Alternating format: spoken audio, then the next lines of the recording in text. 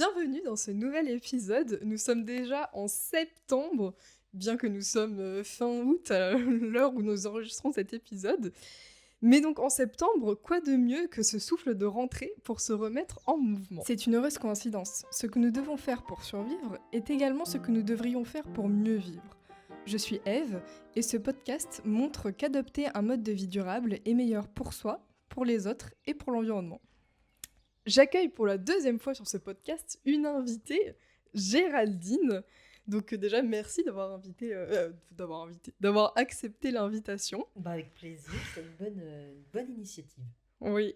Pourquoi parler de mettre son corps en mouvement, de lutter contre la sédentarité dans un podcast sur l'adoption d'un mode de vie durable? En fait, c'est très lié. La plupart des activités que l'on fait ou que l'on ne fait pas à cause de l'incitation à être sédentaire ont un impact réel sur l'écologie ou la société, et aussi nous empêche, nous, de faire des choses et d'être dans un état nous permettant de peut-être nous intéresser un peu plus à ces sujets-là. Bon, j'ai déjà assez parlé. Je vais laisser la parole à Géraldine pour se présenter, car, comme vous l'avez peut-être compris, elle s'y connaît légèrement mieux que moi sur les sujets du mouvement. Je sais pas si je pourrais dire ça, mais bon. Oui, ça, en tout cas, ça fait partie de mon quotidien et de, comment je pourrais dire ça? Ouais, de mon activité professionnelle maintenant, très clairement. Donc, alors, si j'essaye de faire court et à la fois d'en dire le maximum, j'ai déjà toujours été très très très active quand même, physiquement j'entends. Besoin de bouger, très clairement. J'ai toujours fait du sport quand même, à part à certaines périodes un peu particulières, mais notamment pendant mes études. Mais voilà, j'ai toujours fait beaucoup d'activités physiques. Et en fait, oui, pour moi, ne pas bouger, c'était pas concevable. C'était même vital de bouger, clairement. Là où ça a été difficile, c'est justement quand j'ai commencé à travailler avec un travail de bureau, comme beaucoup de gens, assise devant une chaise et devant un écran. Et ça a été très difficile parce que c'est pas naturel pour moi de pas bouger. Et effectivement, de ressentir en fin de journée que j'étais pas bien finalement dans mon corps parce que j'avais pas suffisamment bougé dans la journée en fait. Et bien sûr, ça a un impact sur tout, ça a un impact que ce soit sur sa digestion, sur, je dirais, son bien-être mental, et évidemment physique parce que ne pas bouger, ça finit par figer le corps, figer les muscles, les articulations. Et dès qu'on bouge ne serait-ce qu'un tout petit peu pour les mouvements du quotidien, c'est inconfortable. Et c'est en ça que bouger est nécessaire. Il faut, pour se sentir à l'aise dans le mouvement, il faut bouger. Il faut faire des mouvements pour être bien dans le mouvement, pour être bien dans son corps. Même si on ne peut pas bouger, il faut bouger pour être bien en ne bougeant pas. Méditer, par exemple, ça se fait après avoir fait des mouvements. C'est pas une bonne stratégie que de arriver dans un cours de méditation où on n'a pas fait des mouvements avant, ça n'a pas de sens. On ne peut pas être confortablement assis sans bouger si le corps n'a pas bougé avant. Et peut-être un peu plus sur comment t'as commencé le yoga et depuis ta vision de ça. Ouais. Comment j'ai découvert le yoga? Justement parce que je bougeais beaucoup. Et en fait, oui, j'étais toujours en train de solliciter les gens pour aller faire des choses à droite à gauche. Je faisais beaucoup d'activités en extérieur, escalade, rando, ce genre de choses. Et effectivement, j'étais un peu du genre à emmener tout le monde. Je pouvais pas tenir assise en dehors du travail, on va dire. Donc on m'a beaucoup dit, tiens, tu devrais mettre au yoga, ça va te calmer. Un jour, j'ai fini par écouter. Alors, il y a eu aussi quand même dans l'histoire, racontons cette petite anecdote un peu triste quand même. J'ai perdu un ami d'une leucémie. Il avait 27 ans. Oh là là. Il était pour le coup pas sédentaire, plutôt très actif. C'était une maladie, on va dire, d'origine génétique pour lui. Mais ça m'a beaucoup percuté au sens de, en fait, on est mortel. Moi, j'étais lointainement dans l'idée on allait tous mourir un jour. Pour moi, c'était pas concevable de mourir jeune, en fait. Ça faisait pas partie des réalités pour moi. Et du coup, de commencer à me dire, en fait, il va falloir quand même que je commence à m'inquiéter un peu de mon mode de vie, de mon bien-être, au sens large. J'étais déjà pas sédentaire, certes. Mais effectivement, lié au fait qu'on n'arrêtait pas de me dire: «Ah, tu devrais faire un peu de yoga, ça va te détendre, et cetera». Bon, voilà. Et puis un jour, j'ai passé le pas. Je suis allée à un cours de yoga et c'est vrai que ça m'a beaucoup plu. Je pense que j'ai eu la chance de tomber dans un bon cours avec un bon prof, parce que par ailleurs, on peut tomber sur des cours de yoga qui ne laissent pas une bonne expérience et qui donnent pas envie d'y revenir. Moi, j'ai eu la chance de tomber sur un bon prof et qui m'a permis de m'intéresser à toute la philosophie du yoga, pourquoi ça fait du bien, c'est quoi la philosophie du yoga, etc. Et puis de fil en aiguille, finalement, d'avoir un certain nombre de lectures. Ça m'a aussi orienté vers ce qu'on appelle les médecines alternatives, naturopathie, etc. Et pareil, de fil en aiguille, j'en suis arrivée à l'Ayurveda, la médecine traditionnelle indienne.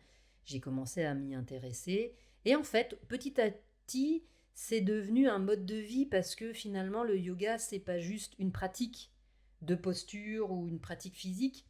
C'est en fait ça, c'est une hygiène de vie. On s'intéresse à toutes nos habitudes de comportement vis-à-vis de soi-même, vis-à-vis des autres et vis-à-vis de l'environnement. C'est ça en fait le yoga.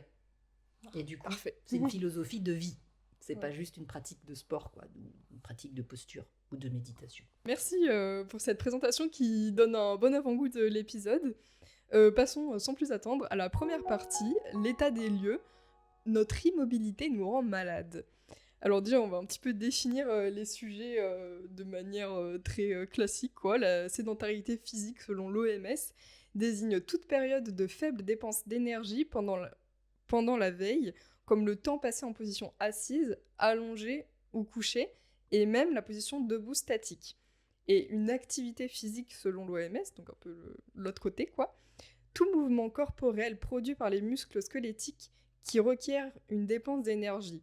Donc, pas que le sport, quoi, c'est aussi toutes les tâches ménagères, etc. Voilà. C'est vrai. C'est une définition très... C'est très carré, quoi. Ouais, c'est ça. C'est très global aussi. Ouais. Parce que toute dépense d'énergie n'amène pas à une qualification d'activité physique. C'est pour ça qu'en effet, l'exemple de faire le ménage, Mm. il faut pas pour autant que les gens considèrent que ce soit une activité physique. Ah oui. Ouais. Pourtant, c'est quand même... Ouais, mais je connais des personnes dont le travail a été de faire le ménage, tu vois, que j'ai vu des fois dans des cours de yoga ou même dans des activités sportives, et qui me disaient: ah bah moi je comprends pas, j'ai un travail physique, je fais le ménage, etc. Et pourtant, bon, des fois c'était une problématique de poids, mais même aussi une problématique de douleur articulaire ou etc. Parce qu'en réalité, c'est pas une activité physique au sens de développement musculaire. Mm. Oui, tu bouges, mais c'est pas suffisant pour faire travailler le corps d'une manière qui le permette d'être dans un maintien d'une bonne santé au sens, voilà, j'ai des bons muscles. Je développe pas forcément mes muscles en faisant ça, quoi. Mais du coup, c'est intéressant aussi, et c'est pourquoi on fait cet épisode finalement, de montrer que pour lutter contre la sédentarité, bouger dans son quotidien, c'est mieux que ne pas bouger, mais c'est pas il faut une activité complémentaire. Ouais, il faut avoir réellement une activité sportive, on va dire, quoi. Et je vais faire un petit point sur pourquoi on parle souvent de sédentarité de nos jours et pourquoi c'est un tel problème. C'est qu'en fait, un peu partout, de manière plus ou moins insidieuse, nos sociétés facilitent le non-mouvement, que ce soit déjà par tous les transports motorisés, parce qu'en vrai, ça semble normal, mais finalement, on peut faire une journée en marchant très peu. Si on est dans un immeuble, qu'on a un ascenseur, ça semble bête, mais bon, du coup, c'est dur de choisir de monter les escaliers quand tu sais que tu peux te mettre dans l'ascenseur et monter facilement. Moi, j'ai pas ce problème chez moi. Ouf, j'ai des escaliers. Et aussi, j'ai pensé à tout ce qui est essentiel, obligatoire, par exemple l'école, et qui nous oblige à rester assis. Et après, ça se retrouve, comme tu parlais d'un travail sédentaire, enfin d'un travail devant un ordi, où là, encore une fois, t'es assis, et on est souvent...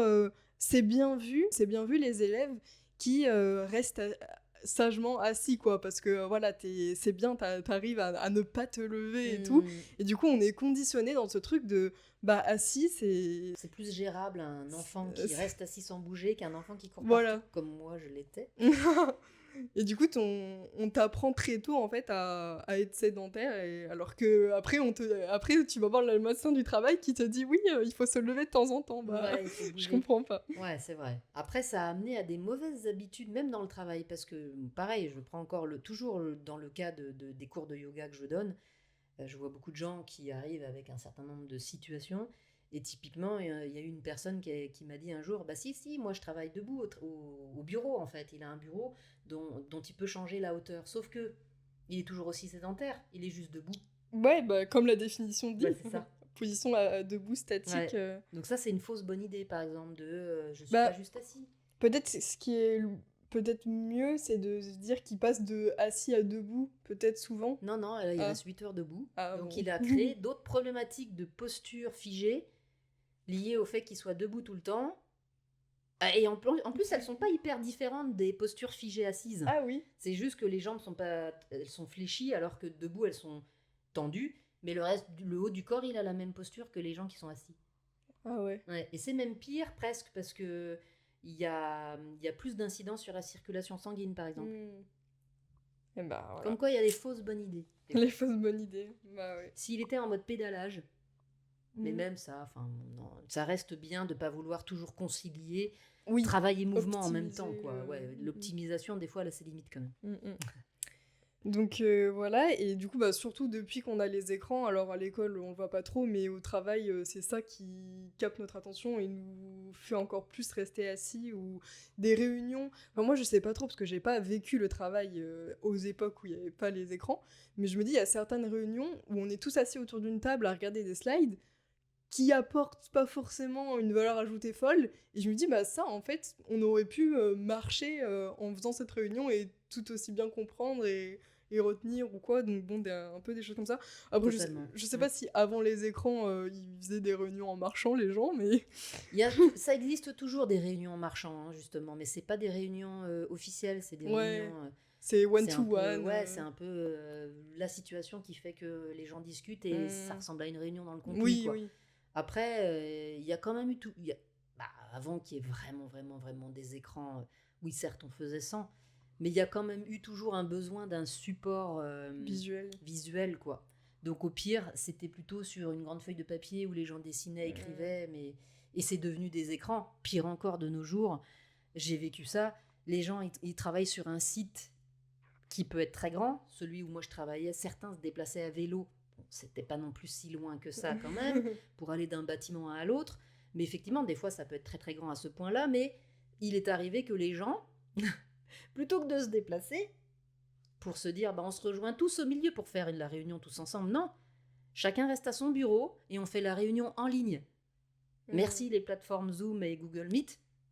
Les gens, ils se retrouvent à travailler sur le même site. Et quelquefois, c'était le même bâtiment, il y avait un étage entre les deux, et les gens, ils faisaient quand même la réunion sur écran interposé, quoi. Ça, c'était dans les années combien ? Là ?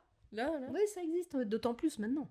Oui, mais parce que là, comme tu fais plus ton travail... Ouais, tu vois, ça fait quoi, 4 ans, 5 ans que j'ai quitté mon travail, mais les gens travaillent encore comme ça, c'est même devenu pire avec le Covid. Oui, le télétravail, parce que quand les gens reviennent au travail, ils sont en mode télétravail aussi. Ouais, ça a aggravé. Donc ils sont encore plus en mode réunion Zoom alors qu'ils sont l'un à côté de l'autre, quoi. Et il y a ça, et il y a aussi beaucoup de loisirs qui sont nés avec les écrans, qui favorisent de fou, qui favorisent énormément la sédentarité. Ouais, même avec le Covid, hein, à force de se dire, tiens, je fais un cours de yoga en ligne, je fais un cours de scie en ligne, enfin tout est en ligne. Ça aide pas, mais bon, on va voir dans la deuxième partie un peu des pistes pour se libérer de tout ça. Et aussi quelque chose qui facilite la sédentarité sans forcément qu'on se dise, parce que chaque fois on se dit c'est exceptionnel ou quoi, mais tous les services, par exemple d'aide à domicile pour faire le ménage, ou d'aide ou de Uber Eats pour manger, ou des choses comme ça, bah forcément du coup ça motive moins. Et avant, parce que par exemple les plats tout prêts, au moins tu descends dans le magasin, tu vas acheter ton plat tout prêt et tu le refais même si tu cuisines pas. Mais là c'est vraiment tout apporter chez soi sans bouger du canapé. On peut vivre de nos jours en marchant un minimum. Ouais, et en faisant faire les autres pour ramener tout à soi. Parce que Là, pour le coup, c'est le livreur Uber Eats qui va se taper le trajet à Oui, vélo. c'est ça. Alors, ça le fait bouger lui, mais pas le client, quoi. Voilà. Sur toutes ces activités un peu, parce que bon, le livreur Uber Eats, il peut aussi être en moto, quoi, en général. Ouais, Je sais pas. mais il y a quand même beaucoup qui sont Il y à a vélo, beaucoup de hein. vélos, c'est Ouais, vrai. ouais. Mais J'ai utilisé ça à une époque parce que j'avais pas le choix. C'est après l'accident, je pouvais pas me déplacer, clairement. ah oui, donc Et là, effectivement, je me faisais livrer. Et c'est le constat que j'ai eu. Je dis, waouh, en fait, ils sont beaucoup à vélo. ah oui, Ouais, ouais, même ouais. pour livrer des trucs, des fois des petits colis Amazon ou des machins comme ça, Ah il y ouais, a beaucoup à vélo, ouais. bah c'est bien, parce Ouais. que bah, c'est bien que ça change, parce que bah, c'est une époque, c'était quand même pas trop ça. Hein. Ouais, après, ça dépend ce qu'ils ont à livrer, quoi. Mais Mm. pour tout ce qui est nourriture, en tout cas, il y a beaucoup de choses qui se fait. Mm. Oui, il y a quand même beaucoup de deux roues, hein. Deux Ouais. roues motorisées, j'entends. Oui, et voilà, et tous ces, en fait, mis bout à bout, tous ces trucs de tout le travail sur écran à outrance, alors qu'on pourrait faire autrement, ou enfin voilà, les réunions, ou les loisirs qui se développent de plus en plus sédentaires, ou de toujours prendre la voiture pour peu de trajets, des choses comme ça, bah, mine de rien, c'est tout des choses qui sont aussi nocives pour l'environnement, quoi. Clairement. Du coup, la sédentarité est facilitée, mais le sport, pas trop, parce que bah, quand t'arrives à l'âge adulte, enfin moi, l'âge du coup, c'est assez récent, parce que j'ai 24 ans, je viens d'avoir 24 ans, et en fait, quand j'ai eu 18 ans, bon déjà j'étais en prépa, donc c'était compliqué de faire du sport, puis je m'étais fait opérer du genou, bon, il y avait plein de circonstances atténuantes, mais quand même, c'est souvent que t'avais un sport que t'as fait jusqu'à tes années de lycée, dans ta ville et tout. Puis après, quand tu vas faire tes études, bah, la plupart des gens arrêtent le sport, quoi.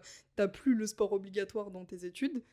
Et au Et t'as même travail, moins le temps, t'as moins en le fait, temps. parce que c'est hyper sollicitant, les études supérieures, en fait. Ouais. C'est hyper sollicitant, ça Et, prend tout ton temps. et voilà, et c'est pas du tout mis en avant. Il y a des choses à la fac. Moi, j'avais des choses pour faire du sport, mais c'est pas du tout mis en avant. C'est pas forcément pratique pour les horaires des cours, etc. T'as pas accès à tout. Et même après au travail, dans certaines entreprises, il y a des choses qui sont faites, mais dans énormément d'entreprises encore, bah, juste, t'es trop.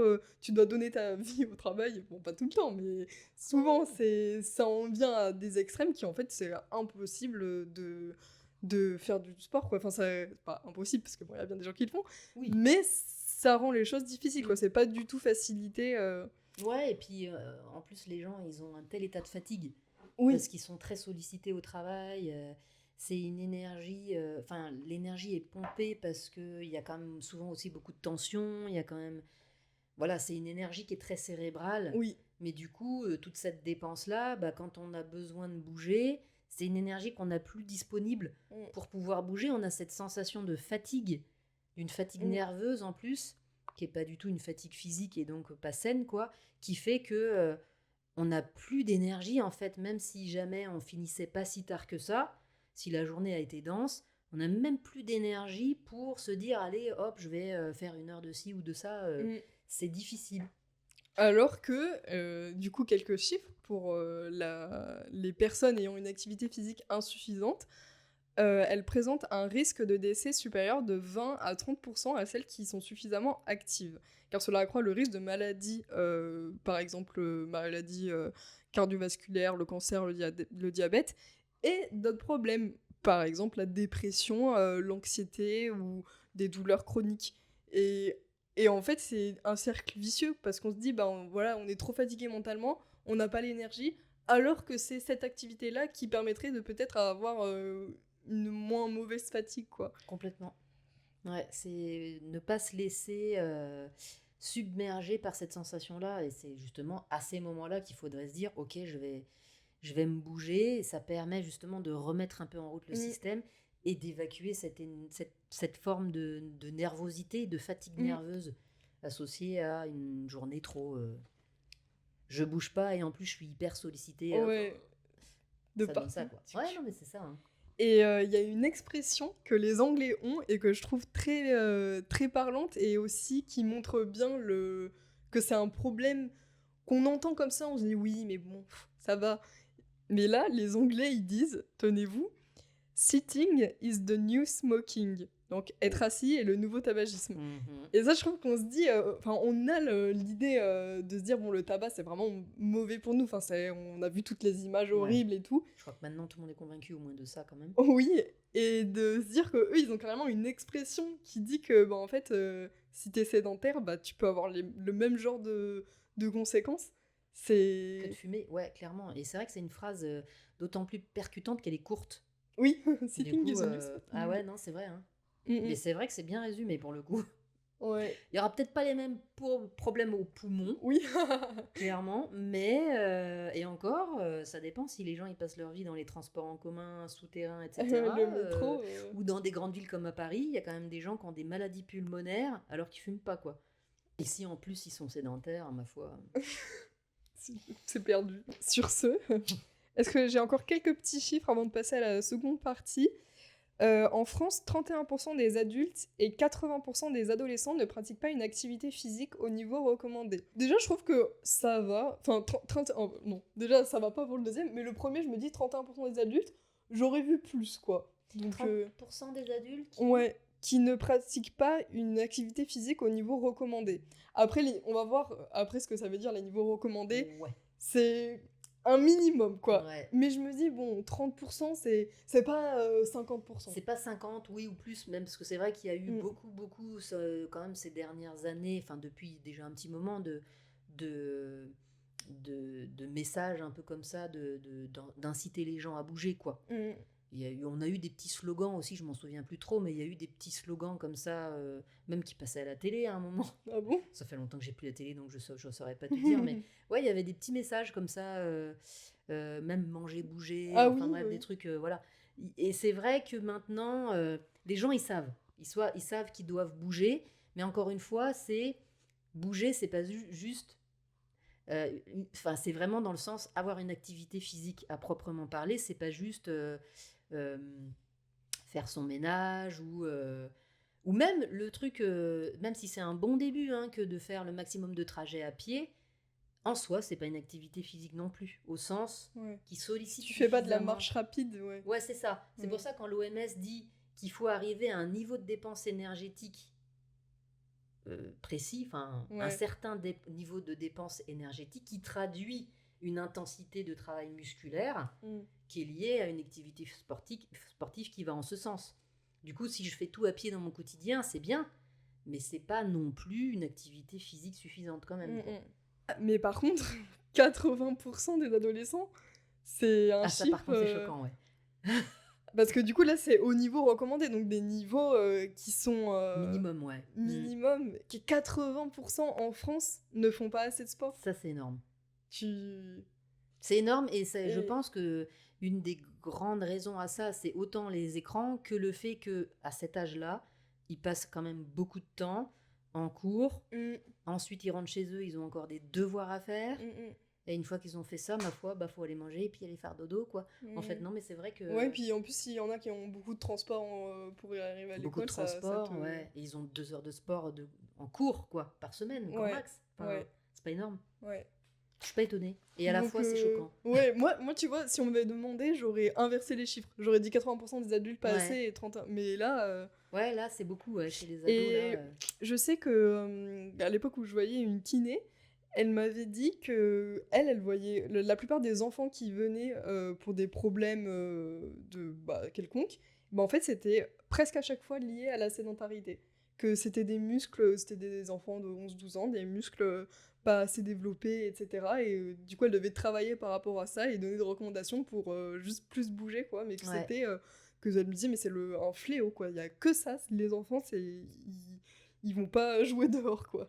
Ouais, non, mais en plus, c'est d'autant plus important qu'ils sont dans l'âge où, normalement, justement, ils doivent bouger suffisamment pour développer leurs muscles. Oui. Parce que c'est quand même dans Oui. toute l'enfance, jusqu'à ce qu'on appelle l'âge adulte, où le squelette se développe, les muscles, enfin bref, tous les tissus du corps se développent, quoi. Donc, ne rien faire dans cette phase, c'est totalement contre-naturel, en fait. Clairement. Dans cet épisode, on va plutôt... c'est dommage, mais rester sur les recommandations pour les adultes. Parce que le cas des enfants et des personnes âgées, bah déjà, pour le truc des développements, etc., c'est un peu différent. Donc j'ai voulu recentrer le débat, mais j'ai mis des sources en description sur un peu les niveaux d'activité qui seraient bien d'atteindre, etc. Si vous avez un enfant et que vous êtes intéressé, il y a un site en fait en France sur la sédentarité. Vraiment un site internet hyper bien fait sur tous ces sujets-là, donc vous pouvez y jeter un œil. Et dernière petite info avant la deuxième partie, à l'échelle mondiale, la France... Attends, je vais te faire deviner. Vous Vas-y, aussi, auditeurs, vous pouvez j'aime bien. deviner. C'est un classement du coup sur 146 pays. Le premier pays étant le pays avec les adolescents les plus actifs. À ton avis, à quelle place se positionne la France Ah, sur 146? dans les pays les plus actifs. Voilà. Un plus actif, 146, ils dorment. Allez, 15e? Non, On n'est pas 15e, on est combien? mais on est 119. Non. Ouah, ça fait peur. 119, ouais. Oh, sérieux? Ouais, on est ouah. amorphe, hein. Mais c'est qui les premiers? Je sais pas, mais je pense que c'est parce qu'on a un pays riche, Ouais, et pas que. développé. Je pense aussi que très clairement en France, parce que de par mon ancien métier, j'ai eu la chance, à un moment donné, de faire des conférences dans plein d'autres pays. Ouais. Et du coup, pendant une semaine, des fois plus, de vivre à l'heure du pays ou au rythme du pays. Et typiquement, je suis allée à Copenhague à un moment donné, et c'est vrai que le rythme de vie des gens, déjà, alors eux, pour le coup, ils utilisent beaucoup le vélo pour leur trajet. L'air de rien, il y a quand même, tout est fait pour les vélos. Et effectivement, j'ai été très, très étonnée de constater que le matin, les gens, ce qu'ils font quand ils se lèvent, oui, douche, machin, etc. Mais la première chose qu'ils font, c'est pas d'aller au travail, c'est de faire du sport. Ah ouais. Mais du vrai sport, quoi. Ah ouais. Un vrai sport. Et moi, je faisais déjà du yoga à l'époque. Et effectivement, le yoga que je pratique depuis un moment, c'est un yoga qui se fait le matin. Et quand je suis allée dans ce cours-là, il était plein, quoi. Enfin, il y avait vraiment beaucoup de monde. Et dans une ville comme Paris, il y a quelques cours comme ça aussi. Mais c'est pas. Mais c'est quand même encore difficile pour les gens de se dire la première chose que je fais le matin, c'est du sport pour moi, quoi. Mais surtout que généralement on va au travail quand même tôt, quoi. Et en plus, eux, ouais, clairement, ils Ah ont ouais, eux ouais, aussi. ouais, clairement. Et même en Angleterre, pour le coup, il y avait quand même pas mal de gens qui faisaient du sport le matin. Mais c'est pareil, en Angleterre, ils vivent plutôt en décalé par rapport à la France. Ils se couchent pas si tard que ça. Ils se lèvent plutôt assez tôt. Ouais. Mais dans des pays comme le Danemark, c'est un peu pareil. Alors c'est vrai qu'ils sont un peu plus au nord. Donc les périodes jour-nuit sont un peu décalées par rapport à nous. Et ça incite à vivre le plus tôt possible le matin, on va te dire. Mais quand même, quoi. Ouais, parce que c'est vrai qu'en France, bah là, je vois, par exemple, je me suis inscrite à la gymnastique et les cours, c'est de 20h à 22h. C'est ça.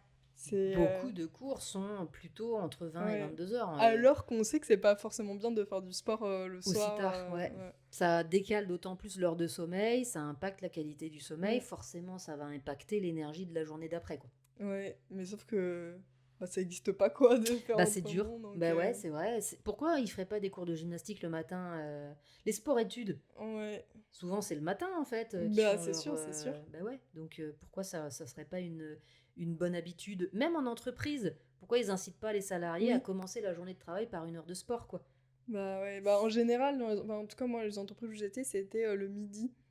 Mais en général ceux qui font du sport le midi ils mangent pas vraiment, quoi. Enfin Et ce c'est qui est sur mauvais, le pouce et tout. ouais, c'est mauvais pour la santé. En plus, le midi, c'est normalement un des repas qu'on devrait pas louper. C'est le repas du midi. On dit ça, mais là, toutes les deux, on n'a pas mangé alors qu'il est. Oui, il est 15h, presque 16. Ouais, après, moi, je suis obligée de vivre en contrainte avec l'activité que j'ai, c'est ça le problème. Mais effectivement, idéalement, ne pas sauter le repas du midi, c'est le repas le plus important. À un moment donné, il y a eu ce message de le petit déjeuner, c'est le repas le plus important de la journée. Non, ça a changé. Le repas le plus important de la journée, c'est le midi. Ah ouais. Vraiment, s'il y a pas si un repas qu'on ne devrait pas sauter, c'est celui-là. Et faire du sport le matin, une activité intense, et le soir, faire quelque chose. Il peut y avoir des mouvements adaptés, mais qui nous emmènent à avoir un bon sommeil derrière, quoi. Ouais. Genre pas de la gymnastique. Ça dépend à quelle heure. Si c'est à 18h30. Mais si c'est à 20h, ouais. Bon, c'est la vie. Ouais, écoute. Hélas, on est obligé de faire avec. C'est quand même mieux que de rien faire. C'est ça, c'est ça. On va le voir. Du coup, passons à la deuxième partie. Parfait. Nos actions ont de l'impact, les bienfaits de notre mise en mouvement. Déjà, la mise en mouvement et le sport, ça va lutter contre toutes les maladies que j'ai citées précédemment et qui font froid dans le dos. Mais ça va améliorer notre bien-être de manière globale. Pardon. Et du coup, dans cet épisode, on va vraiment plus se concentrer sur l'activité physique que toutes les petites astuces pour mettre du mouvement dans son quotidien. Mais si vous voulez, je pourrais faire un épisode sur toutes les petites astuces pour mettre du mouvement dans son quotidien, parce que je suis plutôt pas mal avec ça. On va juste faire un petit point sur les recommandations, les fameuses recommandations de sport pour les adultes, qui sont d'au moins 2h30 d'activité physique à intensité modérée ou 1h15 à intensité élevée, ou une combinaison équivalente par semaine. C'est tout. Oui. C'est très peu. Ah vas-y, dis-moi ce que t'en penses. Déjà, selon toi, ça veut dire, c'est quoi intensité modérée, Mais intensité ouais, élevée? c'était en plus la question, c'est parce que on n'est pas tous pareils, donc ce qui peut être modéré pour quelqu'un va être intense pour une autre personne, et ce qui va être intense pour une autre personne, ça va être modéré pour une autre, ça va pas être suffisant, quoi. Et puis en plus, plus on en fait, plus on a besoin de quelque chose d'un peu plus intense. Parce que le corps, comment dire, il s'habitue, il se renforce, il est meilleur, il est meilleur en performance, donc il a besoin de toujours un petit peu plus pour être toujours en mode sollicitation, en fait. Donc du coup, modéré, c'est vrai que c'est pas... 1h15, c'est peu. Hein. Ouais. Par je semaine. pense, moi j'imagine 1h15 intensité élevée, c'est tu vas courir, quoi. Oui, c'est ça, tu vas courir encore. Ça veut dire quoi, courir? Parce qu'il y en a Ouais. qui courent à 3 à l'heure, quoi. Ils marchent presque plus qu'ils ne courent. Mais ouais, non, ça reste quand même pas beaucoup. Hein.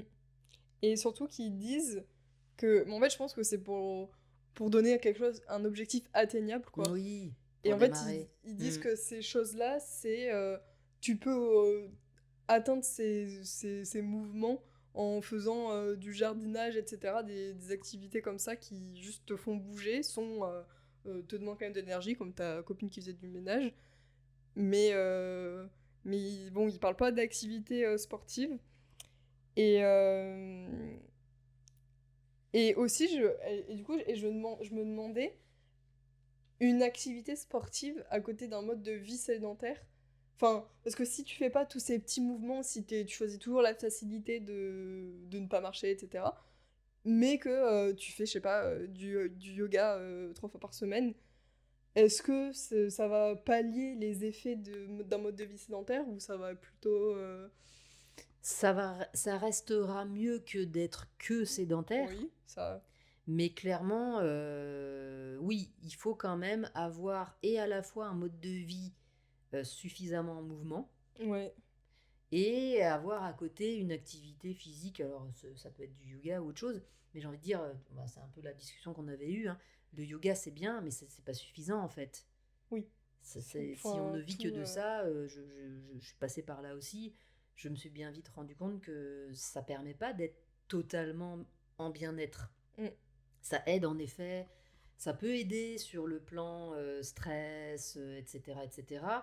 Mais en termes de maintien d'un corps en bonne santé, c'est pas suffisant. Et c'est vrai que d'avoir un mode de vie très extrême, je bouge pas pendant 8 heures à mon bureau et je fais du yoga 1 heure. Bon, moi, c'était ça à un moment donné. Hein. Je faisais ma pratique tous les matins, 1 heure, 1 heure et demie. Pour le coup, qui était un peu quand même assez dynamique, qui pouvait s'avérer à un moment un peu cardio, potentiellement, si j'y mettais moi l'énergie. Et d'avoir derrière 8 heures assis sur un bureau, c'est pas top non plus, quoi. Donc oui, de toute façon, si on s'écoute, on ressent le besoin de se lever, de bouger. Moi, je trouvais toutes les bonnes raisons d'aller à l'autre bout du site pour aller voir quelqu'un, d'aller lui parler à lui plutôt que de l'appeler ou de lui mettre une réunion Zoom. Parce que, c'est bon pour le contact humain. Et puis deux, en général, on obtient en plus beaucoup mieux ce qu'on a besoin d'avoir parce qu'on est allé chercher, discuter avec la personne, bon contact humain, et en plus de faire ce trajet. Et plus on les multiplie, mieux c'est, quoi. Ouais, mais je pense que tu es une exception parce qu'en général, moi j'ai vu, dans mes alternances, j'ai vu que en fait tout pour rester à sa place, quoi. Mais clairement, on va être dans C'est tellement l'économie, l'optimisation. confortable. Optimisation de son temps, mais tout ça par fainéantise, en fait. Je sais pas si c'est de la fainéantise ou c'est... Bah, c'est une forme de, pas de lassitude non plus, mais C'est c'est... un peu oh, des excuses, quoi. ouais, oh, j'ai pas envie d'aller jusque là-bas, alors que moi, c'était mon objectif à moi, c'était de me dire, mais je veux aller voir cette personne. Oui. Je veux vraiment avoir un échange avec cette personne et d'avoir plaisir à le faire, quoi. C'est comme quand on va faire ses courses et de passer à la machine automatique pour payer ses courses et de plus avoir ce contact de la personne qui...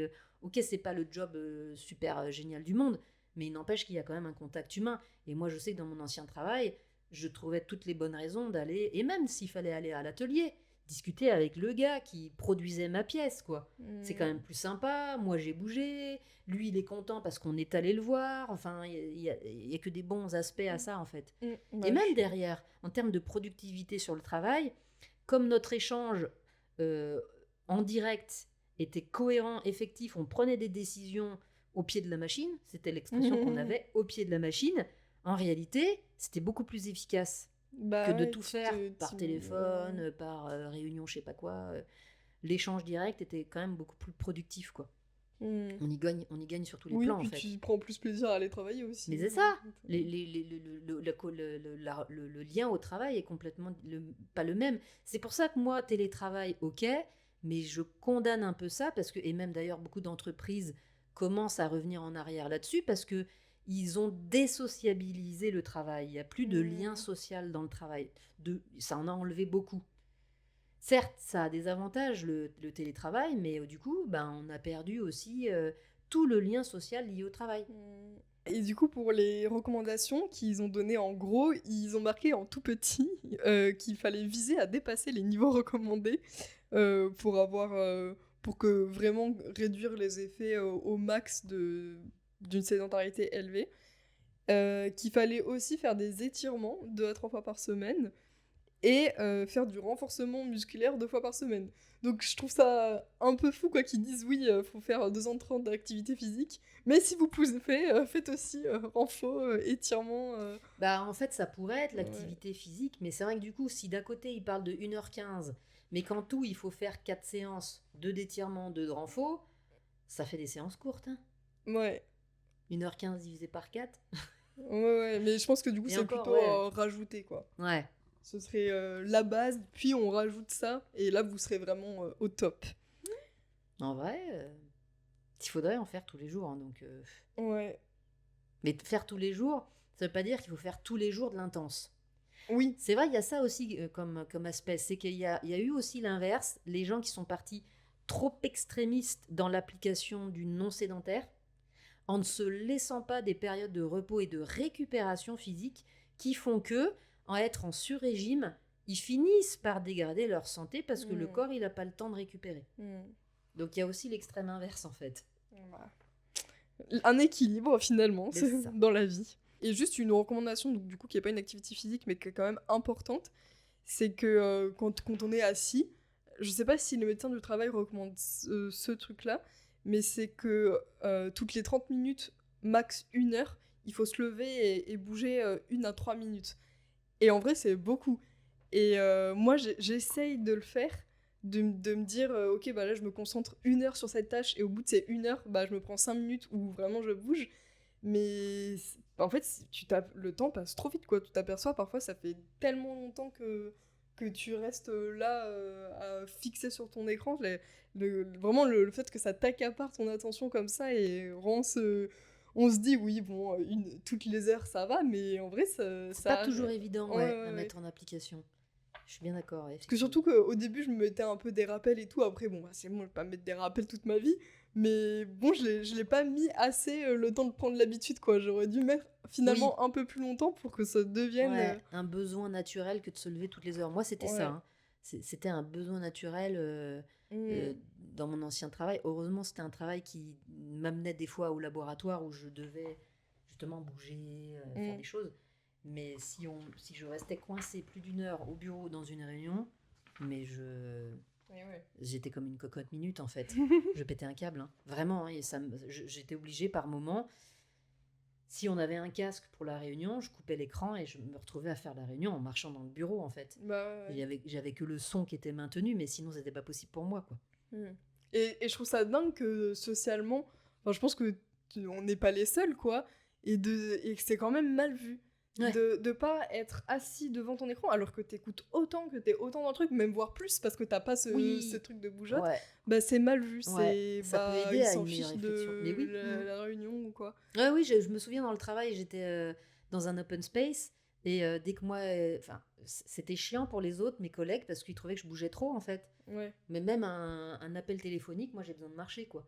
Oui, Je peux pas. Et même je trouve que ça aide pour la concentration, la réflexion, bah de le ouais. faire en marchant. Bah oui, dans les appels pas professionnels, personnels, bah c'est souvent qu'on va marcher en Mm. fait. Que Ah, moi, tu moi, je. t'aperçois que tu marches dans ton Ouais, appart. ouais. Ou que... Ouais, ouais, même si c'est faire. Exactement. Et c'est vrai qu'au travail, je le faisais et je me suis tellement pris de remarques du genre, bon, c'est bon, tu t'assois maintenant. Ou... Les gens, ils trouvaient ça. J'étais agitée pour eux Mm. parce que ça bougeait autour d'eux et La non, ouais. mouche qu'il Ouais, faut. ouais, ouais, ouais. Donc, oui, des fois, j'allais dehors même. Je prenais mon portable et Ouais, je ouais. finissais par faire mon appel téléphonique dehors. Enfin, Mm. on en est là, quoi. Et c'est ça aussi le problème des open space. Hein. Ça oblige les gens à d'autant pas bouger que sinon ça perturbe tout le monde. Oui. Oui, oui, du coup, C'est catastrophique en fait. Ouais, on se conforte en fait dans la sédentarité. Clairement. Concrètement, avoir une activité sportive, c'est pour avoir 3 choses. Alors, et tu vas me dire du coup ce que t'en penses. De bonnes capacités cardio-respiratoires, donc oxygéner ses organes, avoir une meilleure circulation sanguine, des muscles plutôt développés pour un meilleur métabolisme, et de la souplesse et de l'équilibre pour enlever des douleurs ou pour les personnes âgées où il y a moins de risque de chute par exemple. Et, et alors déjà, avant que tu réagisses, j'avais une question parce que je me disais, enfin j'ai un peu cette impression que dans nos sociétés, c'est très compris que la force c'est important pour être en bonne santé, mais j'ai un peu l'impression que pour la souplesse, il n'y a pas forcément cette vision-là. C'est, c'est un peu la vision de bah si on n'est pas souple, c'est la nature et c'est pas tant pis quoi. Donc Ouais, c'est vrai que c'est une bonne question. Et finalement, si on revient à un élément qui est derrière tout ça et qui est la combinaison de force et souplesse, c'est la mobilité. Mobilité, c'est mouvement. Hein. C'est ça que ça veut dire être mobile. Ça veut dire être capable de bouger en fait. Mouvement, mobilité, c'est pareil. Et en effet, la mobilité, c'est la combinaison à la fois de la force et de la flexibilité ou souplesse. Parce que finalement, finalement, si, finalement, si on a des muscles, surtout, je vais prendre le cas des gens qui sont beaucoup dans la musculation avec du poids, etc. Et qui sont en plus à travailler des muscles, je vais dire, en raccourcissement. Ils vont réduire leur mobilité au sens d'amplitude de mouvement. Et en fait, ils vont avoir l'air très figés, quoi. Les bodybuilders. Je voulais pas mettre d'étiquette, mais finalement, c'est un peu ça. Effectivement, là, on est dans la caricature. Mais effectivement, il faut et à la fois se renforcer. D'ailleurs, maintenant, des bons coachs de renforcement musculaire vont autant travailler sur le concentrique, c'est-à-dire la force en contraction du muscle, en raccourcissement de la fibre, que de la force en excentrique, c'est-à-dire être capable d'avoir de la force alors que j'allonge mon muscle. Ah ouais. Tu vois, d'avoir de la force en allongement autant qu'en raccourcissement. Et tout ça, c'est pour maintenir une bonne amplitude de mouvement. Autrement dit, et aussi, bouger une articulation, à moins d'être hyper laxe, et même bouger une articulation de manière active, c'est par les muscles. Les muscles sont collés au squelette. Pour bouger les os du squelette, c'est les muscles qui sont collés dessus qui font que ça bouge. Une articulation, c'est au minimum 2 os, voire plus. Une articulation, il n'y a pas qu'un seul os, il y en a 2. Et pour faire bouger ça, il faut des muscles. En fait, c'est logique, oui. Une fois qu'on a dit ça, on a tout dit. C'est pour ça qu'il faut et du renfort et de la souplesse, en fait. Et oui. Parce que mobilité, c'est force plus souplesse, flexibilité. C'est ce qui va donner... Le mouvement, ça se caractérise par une amplitude. Et après, derrière ça, il y a des facteurs de vitesse, etc. Mais c'est une amplitude et une fluidité dans le mouvement parce que Pour sécréter du liquide synovial, pas avoir C'est quoi de... du secret du coup? C'est l'huile de l'articulation. Ah oui. Tu vois, l'huile dans les rouages, c'est le liquide synovial. On a des petites capsules un peu partout dans nos articulations qui sont comme des poches hautes et qui enveloppent l'articulation, qui contient un liquide plus ou moins aqueux qui vient protéger les surfaces articulaires de manière à ce que quand on bouge l'articulation, on ne soit pas en friction. S'il n'y avait pas ça, à chaque fois qu'on bouge, on aurait mal, on hurlerait de douleur. Oh là Parce que là. nos surfaces, il y a le cartilage qui est aussi une matière semi-osseuse qui fait que ça glisse. C'est une matière glissante, mais il faut quand même ce liquide-là pour faire que ça glisse sans que ça frictionne. Si on n'avait pas le cartilage, pas le liquide synovial, on serait os sur os, l'os est une matière friable, pas du tout lisse. Oui. On se ferait mal en fait. Et ouais. On hurlerait tout le temps. Et c'est pour ça que les gens qui bougent pas, qui du coup vont pas faire bouger leurs articulations, qui vont pas stimuler la fabrication de cette matière, comment je pourrais dire ça, fluide, cette huile, Ouais. ça va pas Oui, sécréter l'huile du corps, qui va faire qu'on va pas maintenir l'huile dans les rouages. Donc au début, bouger, ça fait mal. Et en plus, ça maintient en bonne santé les surfaces cartilagineuses. Bah, très, très Quand intéressant. on a dit ça, Ça donne envie de bouger là. ouais, c'est clair. Hein. Laissez-moi bouger mes articulations. Mais c'est s'il pour vous ça plaît. qu'après une opération ou quand on s'est cassé un truc, on est figé, on peut pas Ouais. bouger. Oui, ça c'est. Et quand on se remet en mouvement, ça fait mal. Ouais. Parce que justement, tout a été figé, les surfaces articulaires n'ont pas travaillé, le liquide synovial s'est appauvri. Il faut donc rebouger pour remettre ça en marche, en fait. Ah ouais. Même les muscles ont perdu de leur tonus. Ouais, ouais.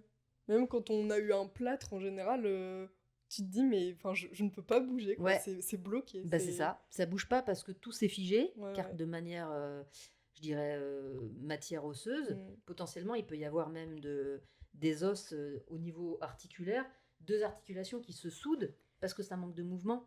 Et ouais, et du coup, est-ce qu'il y a des choses qui... Parce que là, on parle de cas plutôt extrêmes, mais du coup, pour une personne qui est sédentaire, mais du coup, qui va quand même prendre sa douche ou quoi, enfin, qui a un minimum de vie, est-ce qu'il y a certaines articulations, certains muscles qui sont pas du tout sollicités et qui, du coup, peuvent aussi créer ces douleurs? Enfin, j'imagine que oui, Oui, mais... bah, un peu tous les muscles du corps, parce que on marche quand même. Oui. On se tient debout. Se tenir debout demande une petite tension musculaire. Oui, forcément. Mais qui est à un niveau d'énergie et de sollicitation minimal, quoi. Donc qui permet pas un développement et un maintien des muscles, en fait. Ouais.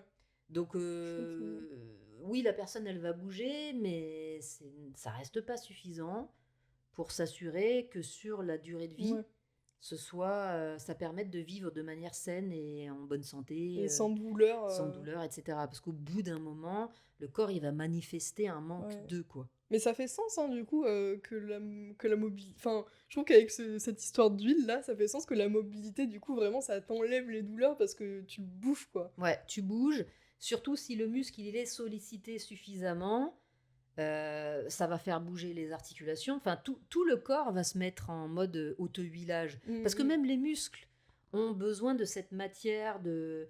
Hein, c'est pas du coup du liquide synovial, mais c'est ce qu'on appelle les fascias, en fait. Les fascias. Les fascias, c'est le tissu enfin, on l'appelle tissu conjonctif parce que c'est un peu le gel de tout le corps. C'est ce qui va faire que les muscles entre eux peuvent bouger et glisser l'un sur l'autre, pareil, sans friction. Ok. Ah oui, ok, ouais. Je connaissais le mot, mais... On l'appelle tissu conjonctif. Encore même en France, on l'appelait tissu conjonctif dans le domaine médical. Maintenant, ils l'appellent fascia aussi. Parce que conjonctif, ça contenait pas tout le sens que ça a et la fonction que ça a. Le fascia, c'est un terme en plus qui est autant en français qu'en anglais, quoi. C'est le plus répandu. Mais effectivement, le fascia, ça inclut notamment le collagène.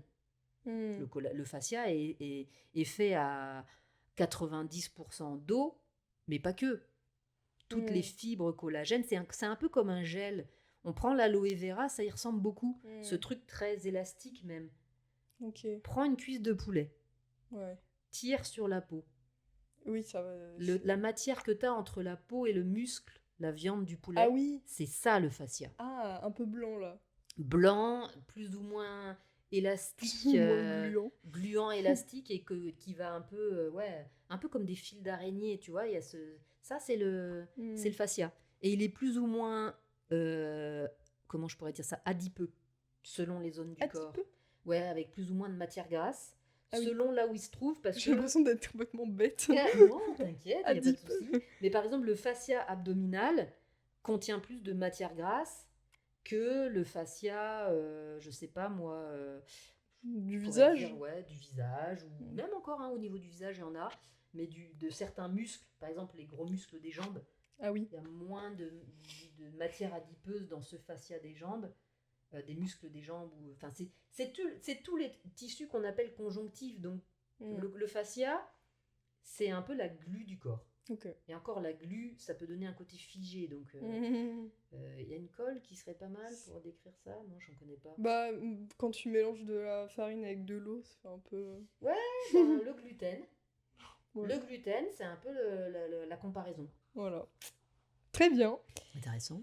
Et bien sur ce, on va un peu passer parler du yoga maintenant, de la pratique du yoga, parce que bah, moi, d'un point de vue extérieur, je t'ai invité de base sur ce podcast parce que j'avais cette impression que le yoga, c'était une pratique hyper complète. Déjà là, sur les points qu'on a vus, je me disais, bah, les muscles développés, oui, enfin voilà, la mobilité, quoi, muscles, souplesse, mais même sur le cardio, on travaille beaucoup sur la respiration, etc., même si c'est bon, pas même cardio que quand tu cours. Et donc je me disais qu'il y avait déjà donc cette chose assez complet pour lutter contre la sédentarité, et aussi cette approche bah, de tourner vers les autres, tourner vers vraiment prendre soin de soi, et avoir un respect aussi bah, de l'endroit où on vit, alias la Terre. Et donc je trouvais que ça allait bien dans la philosophie de se dire, bah en fait, lutter contre la sédentarité, c'est aussi c'est adopter une vision de vie qui arrête d'être toujours dans l'optimisation et toujours dans le gain de temps et le confort, et peut-être se dire, ok, bah il y a plus dans la vie. Oui, Voilà. clairement. C'est vrai que le yoga, aujourd'hui, c'est beaucoup abordé sous l'angle de la pratique physique au sens, ou même posture, quoi, faire des postures. Mais en fait, à l'origine, quand même, le yoga, d'ailleurs, le sens du mot yoga, c'est plus lié à un état d'esprit, pas du tout un travail physique autant que tel. Par contre, oui, ne pas oublier que le mental et le corps sont liés. Bah, déjà, parce que le cerveau, c'est un peu quand même la télécommande du corps. C'est quand même lui qui envoie les messages nerveux pour activer un muscle. Et d'ailleurs, un bon exemple de sédentarité, c'est quand je vois des gens qui sont assis sur un canapé avec des électrodes partout et qui vont artificiellement actionner des muscles. Ça, on le sait aujourd'hui que c'est pas une activité sportive. Ça permet pas de développer des muscles en bonne santé. Ça peut être utilisé à des fins thérapeutiques post-opératoires ou Oui, j'ai eu post-problème ça physique, tu vois. post-opératoire. Oui, voilà. Mais ça reste à très court terme, etc., quoi. Mais effectivement, le lien corps-esprit, il existe dans tous les cas. Il y est par le système nerveux, clairement. Et en effet, l'intérêt du yoga, c'est que par la pratique des postures, surtout si tu amènes une conscience du mouvement, une conscience de où je suis dans l'espace, dans quelle direction je me déplace, même visuellement, utiliser les yeux pour savoir où on va, etc., coordonné à une bonne pratique respiratoire, c'est ce qui permet de faire ce lien, justement. Et même aussi d'être dans la sensation, quoi. Dans la sensation physique. Parce qu'il y a quand même beaucoup de gens, on parlait des gens qui vont, par exemple, faire du vélo ou courir sur un tapis de course, mais qui sont en train de regarder un écran, ils sont pas du tout dans ce lien corps-esprit. Il y a le corps qui fait son truc et la tête qui fait son truc de son côté. Pour pas penser à la douleur, en fait. Ouais, ou même juste pour faire passer le temps. Ouais. C'est juste ça. Mais en effet, du coup, comme ça, c'est déconnecté, il n'y a pas du tout ce lien de... Il n'y a pas la prise de conscience des sensations physiques. Oui, puis moi, ces personnes-là, ça me donne un peu le sentiment que, bah, en fait, juste, ils aiment pas ce qu'ils font, quoi. Ouais, Si t'aimes vraiment ta pratique sportive, t'as pas besoin de te distraire pendant que tu la pratiques, quoi. complètement. Une pratique physique, même si elle est faite par obligation, C'est... n'aura pas de meilleur bienfait que de ne pas en faire. Je veux dire Ah par bon? là, ouais, clairement. Je veux dire par là que si une personne se force à faire du sport, qu'elle y va en mode oh, j'y vais mais j'ai pas envie d'y aller, toute sa pratique va être négativement entretenue. Ok. Donc les bienfaits sur le corps va être aussi mauvaises que quelqu'un qui bouge pas. Mais non. Je te jure que c'est vrai. Mais Ouais, ça ouais. semble... Et oui, mais c'est pourquoi. Parce qu'il n'y a pas Parce que mentalement, toutes nos pensées ont une incidence sur la santé physique. Mais Parce du coup, que, par exemple, les muscles que tu actives, si tu le conscientises pas, ils se développeront pas. ouais, il y aura pas un travail physique positivement impactant parce que la personne va être dans une pensée négative de son activité. Oh. Elle le fait par obligation et pas parce qu'elle a envie de le faire. Et ouais. À l'inverse, un exemple qui est peut-être beaucoup plus facile à comprendre, mais qui va dans le même sens, quelqu'un qui va manger une pizza en se disant c'est mauvais pour moi, ça va avoir autant d'impact négatif que de manger une pizza en tant que telle. C'est Oui. perçu comme pas l'alimentation santé, une pizza Oui. ou un burger. Mais quelqu'un qui va manger ça en se disant, je dis pas qu'il faut manger des hamburgers tous les jours, mais quelqu'un qui se dit, tiens, j'aimerais bien manger un hamburger ou une pizza aujourd'hui, et qui va consciemment, sans culpabilité, manger ça alors que c'est pas un aliment santé, c'est-à-dire il faut pas le consommer tous les jours, va pas avoir un impact négatif Ah. sur elle parce que psychologiquement, elle se sera autorisée à le Oui, manger, ça fait sens, elle hein. prendra plaisir à le manger, et une fois que ce sera fait, elle n'en aura plus envie. Alors que manger quelque chose en culpabilisant, en se disant c'est pas bon pour moi, blablabla, ça va avoir un gros impact sur la digestion, la façon dont le corps va métaboliser ça, et du coup le corps aura pas l'impression d'avoir mangé le truc en question. Mais Et c'est il peut avoir envie de le redemander. Mais ça, c'est fou. Moi, je trouve le lien au cerveau, c'est tellement sous-estimé. Mais oui, et tout ça, c'est en fait toutes nos pensées, on oublie que ça se traduit en messages électriques et chimiques dans le corps. Mm. Et donc tout ça, ça voyage dans le corps, ça reste pas que dans le cerveau. Ça voyage via le système nerveux qui, lui, agit partout dans le corps. Oui. Il va agir sur... Exemple, le stress. Pourquoi on sait que ça a un impact sur la digestion? Ah bon, ça... Un énorme impact sur la digestion parce que il y a d'ailleurs on dit le deuxième cerveau il est dans les intestins, il est là parce qu'il y a un plexus, je me rappelle jamais du mot, mais il y a un plexus nerveux situé au niveau des organes digestifs qui contient plus de neurones que le cerveau. Ah ouais. Oui. Ça semble fou. complètement... Et pourtant, c'est comme si on a réellement un deuxième cerveau là, quoi. Donc tout ce que l'on a comme tracas dans la tête, préoccupations, même tristesse, toutes les émotions négatives ont un impact direct sur nos organes en fait. Parce que nerveusement, le signal il voyage. Et ça joue énormément en chimie, on le fait. On peut utiliser l'électricité comme un modulateur de réaction chimique. Et ouais. Bah, le corps, il fonctionne comme ça aussi. Et Ça ouais, va avoir une incidence sur nos hormones. Beaucoup d'hormones sont quand même produites au niveau d'organes du cerveau, où on va avoir un lien avec comment ça s'appelle, les organes qui sont promotrices ou fabricantes d'hormones. Je sais pas moi, il y a le thymus, le thymus, il y a les glandes, la glande thyroïde, les glandes surrénales.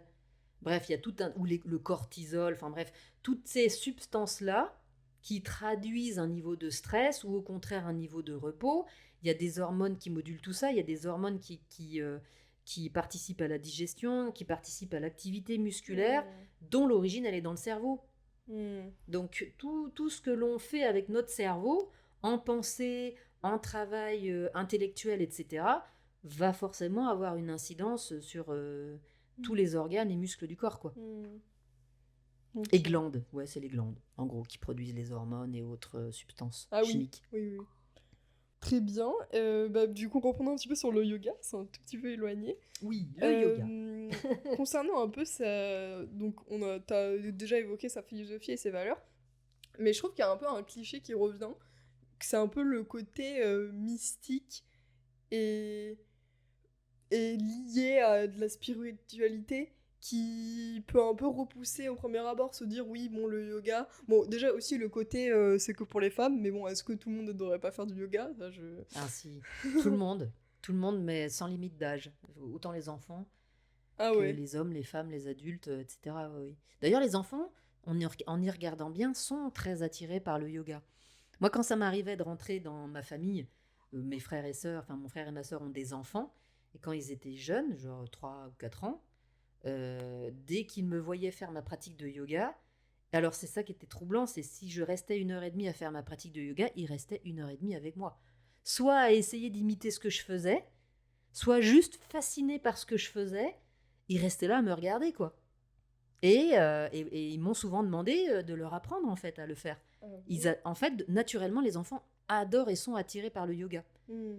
Parce que ça met dans des postures que naturellement peuvent même faire les enfants, en fait. Il y a Bah ouais, d'ailleurs souvent des postures qui ont des liens, des noms d'animaux, oui. étrangement. Ouais, ouais, c'est vrai, chien tête en bas. Ouais, et c'est vrai que les enfants, ils vont souvent faire ce lien naturellement. Ah Ouais. tiens, on dirait tel animal ou telle Ah chose. ouais, Ouais, ouais, la tortue. Quand je faisais cette posture-là, mes neveux et nièces, c'était ah, on dirait une tortue. c'est Et je fou. veux faire pareil. Mais c'est fou. Ouais, ouais, les enfants, s'il y a bien un moment où on pourrait commencer le yoga, ce serait à l'enfance, quoi. Hmm. Enfin, dès le plus jeune âge, presque. Ouais, c'est vraiment un truc qui. Mais en plus, c'est bien parce que. Enfin, si tu connais un peu aussi, après, tu peux devenir autonome dans ta pratique et Mm. même. Ouais, complètement, ouais, ouais. On peut. Après, ça reste bien d'aller toujours Oui, créer ce lien social, d'aller dans un groupe, etc. mais pour le quotidien. Mais effectivement, moi, il y a eu une époque où j'avais pas de cours le cours de yoga que je voulais faire, il n'existait pas. Ça m'a pas empêché de continuer à maintenir ma pratique avant d'aller au travail. Ouais. Et c'est ce qui me faisait tenir le reste de la journée d'ailleurs, hein. Hmm. Et du coup, sur le côté mystique. Ouais, alors c'est vrai qu'il y a eu un peu, comme tout, il y a des dérives en fait, où c'est un peu trop parti. Alors, c'est né aussi même dans les années 70, beaucoup ça, ce côté même très un peu psychédélique, ça a même amené à des pratiques d'utilisation de certaines drogues en dérivant dans cet aspect spirituel. Mais effectivement, si on regarde bien ce que c'est à la base cet aspect spirituel, ça ne veut pas forcément dire religieux. C'est Hmm. encore une fois quel est le rapport qu'on a à nous-mêmes. Est-ce que je me comporte bien avec moi-même? Est-ce que Hmm. je suis pas en mode destruction? Mais tout sentiment de culpabilité est une pratique autodestructrice triste, en Ouais. fait. Donc quel rapport j'entretiens avec moi-même? Ouais. Est-ce que je tiens compte de tout, hein, de mes émotions, de mes moments de fatigue, ou de mes besoins de bouger, de mes besoins alimentaires, je sais pas moi, me sortir dehors, enfin tout quoi. Hmm. Est-ce que vraiment je suis à l'écoute de moi-même? Être à l'écoute des autres aussi, ça veut dire prendre sa place sans négliger la place des autres, le lien avec les autres, toutes nos, comment je pourrais dire ça, toutes nos habitudes de comportement, donc du coup, autant avec soi-même qu'avec les autres. Eh oui. Les autres, au sens large, animaux, insectes, plantes. Mais c'est Hmm. vrai qu'une fois qu'on a dit ça, tout de suite, ah oui, ça c'est la spiritualité. Pas du tout. Oui, non, bah c'est hyper lié à moi ce que je prône, c'est juste respecter son environnement, quoi. C'est juste les bonnes règles de vie et de Bah comportement. ouais. Et à la base, le yoga, c'est ça, hein. Oui, si on remonte très très très très loin, et quand on revient à l'histoire du yoga et au texte d'origine du yoga, et les 4 Védas, là, les 4, comment je pourrais dire ça, puits de connaissances, Veda, ça veut dire Hmm. connaissance, qui se sont transmises par voie orale, parce qu'ils ne savaient pas écrire, à un moment Mhm. donné, ils n'avaient pas même de quoi écrire. Et puis au bout d'un moment, les gens ils ont commencé à vouloir immortaliser ça en les écrivant. Mais effectivement, il y avait plein de choses sur l'univers qu'on ne connaissait pas. Il y avait des pensées mystiques parce qu'on cherchait à comprendre pourquoi est-ce qu'on existe, d'où vient l'univers, blablabla. Et il y avait un peu ce côté magique. On ne comprenait pas en fait tout ce qu'on sait aujourd'hui de la création de l'univers, du Big Bang, blablabla. Mais effectivement, il y a quand même une forme de naïveté qui a perduré là-dedans et des gens qui sont restés un peu là-dedans en fait quoi. Et de Hmm. dire bah il y a un dieu qui a créé tout l'univers. Bon, Non, c'est un peu plus pragmatique que ça. Il y a des lois physiques qui existent, qui sont à l'origine de la création de l'univers, etc., quoi. Mais ouais, pour moi, la spiritualité, c'est vrai jusqu'au point où nos pensées ne sont pas non plus sans incidence, énergétiquement parlant, parce que ça, c'est... Et c'est là que mon passé de physicienne chimiste entre en jeu. Nous sommes liés, alors déjà, en nous-mêmes, nos atomes. Là, je reviens à nos cours de physique-chimie. Vous avez tous sans doute construit avec des petites boules blanches, rouges, jaunes, bleues, avec des petits bâtons. T'as pas fait ça? Construit des molécules? Molécules d'eau, Je molécules... les ai dessinées, mais pas construites. Ah ouais, il y a eu un moment, et je pensais que ça existait encore, et là, ça n'existe plus, mais on avait ces petits bâtonnets et on liait un oxygène avec un carbone, machin. Ça a donné cette image que les atomes sont liés entre eux par des bâtonnets. Pas du tout. Ce sont des énergies Ah oui. qui lient les atomes les uns aux autres. Et quand on vient créer des réactions chimiques pour casser des molécules, on vient briser cette chaîne énergétique entre deux atomes. Donc déjà de base, on est fait d'atomes, de matière, liés entre eux, si je parle d'atomes, par des énergies. C'est déjà comme ça qu'on existe. La matière, elle est constituée d'atomes et d'énergie. Entre nous, il y a des énergies, champ magnétique, champ électrostatique, c'est ce qui fait qu'on tient debout sur la Terre. C'est tout ce champ électrostatique et électromagnétique, c'est ce qui fait que la Terre existe avec ses nuages, l'eau, etc. L'air n'est pas fait que d'oxygène, d'azote et autres, il y a un champ énergétique. On est fait d'énergie, on est entouré d'énergie. Nos pensées ont une incidence sur nos énergies internes et donc sur l'énergie externe. C'est juste que visuellement, on ne le voit pas. Mais si on utilise des bons appareils... Du coup, ça fait un peu... Ouais, ça fait un peu mystique. Alors que si on utilise les bons appareils, on peut voir ce champ. On peut le matérialiser. Donc voilà, c'est totalement illusoire que de penser qu'il n'y a pas d'interaction entre nous, avec l'environnement et au sein de nous-mêmes. Enfin, là, on remet en question tous les fondements de compréhension des lois d'aujourd'hui. Quand on parle des lois de la dynamique, de la thermodynamique, les principes fondamentaux, blablabla, c'est ça. Les Newton et compagnie, c'est ça qu'ils ont mis en évidence, en fait. Et oui. Einstein et autres, c'est ça qu'ils disent. E égale mc2, E, c'est quand même énergie, Voilà, une fois qu'on a dit ça, on a tout dit en fait. Est-ce que tu veux un peu parler des différentes approches et pratiques de yoga? Peut-être un peu déjà dire selon toi pourquoi c'est un bon moyen aussi de lutter contre la sédentarité, cette pratique en soi. Peut-être si elle est suffisante ou s'il y a d'autres trucs qui pourraient être ajoutés. Et quelles sont un peu de nos jours les pratiques qui existent. Parce que yoga, c'est large, j'imagine. Non, c'est de plus en plus large, en fait. Voilà. Et de se dire, pour une pratique qui soit réellement bénéfique, est-ce qu'il y en a des meilleurs que d'autres? Ou comment se retrouver un peu dans tout ça? Ouais, très bonne question. Parce que le yoga, en effet, on pourrait dire le yoga avec un Y majuscule, parce qu'il y en a de plus en plus de formes variées. À l'origine, normalement, il y a un yoga. Un yoga qui contient 8 membres. C'est vrai qu'on ne l'a pas forcément détaillé, mais dont la partie posturale n'est que le 3e membre. Avant ça, il y a 2 membres qui correspondent à ce qu'on qualifierait de spiritualité, alors qu'on aurait tendance à le mettre à la fin quand on dit qu'on s'est nettoyé de toutes ces machins bidules et qu'on est capable de s'asseoir et de méditer et d'être en connexion avec l'univers. La contemplation.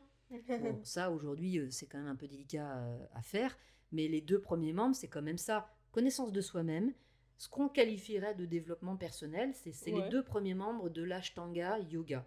Je parle même pas de l'Ashtanga Vinyasa Yoga, qui est une pratique posturale, mais le Ashtanga Yoga, qui est un des livres fondateurs, et je dirais même propagateur du yoga, qui est un des 6 courants philosophiques indiens. Il y a 6 courants philosophiques indiens, dont un est le yoga. C'est une façon de percevoir et de décrire l'univers. Un courant philosophique en Inde, Darshana, c'est né de ces Védas-là et de gens qui, à force de discuter, d'échanger, de partager leurs avis, donc de ces Védas sont nés ces 6 courants philosophiques qui correspondent à moi, j'adopte ce courant philosophique parce que ma perception du fonctionnement de l'univers, il est celui-là. Hmm.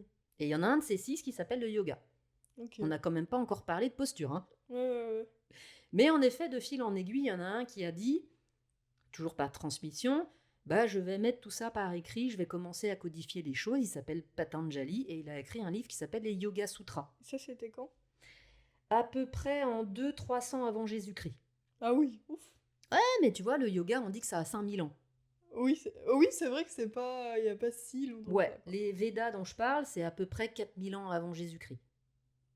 Ah oui, ok, ouais. Tu vois. Donc, Donc, entre 4000 là- et 200, il se passait du temps quand même. Hein.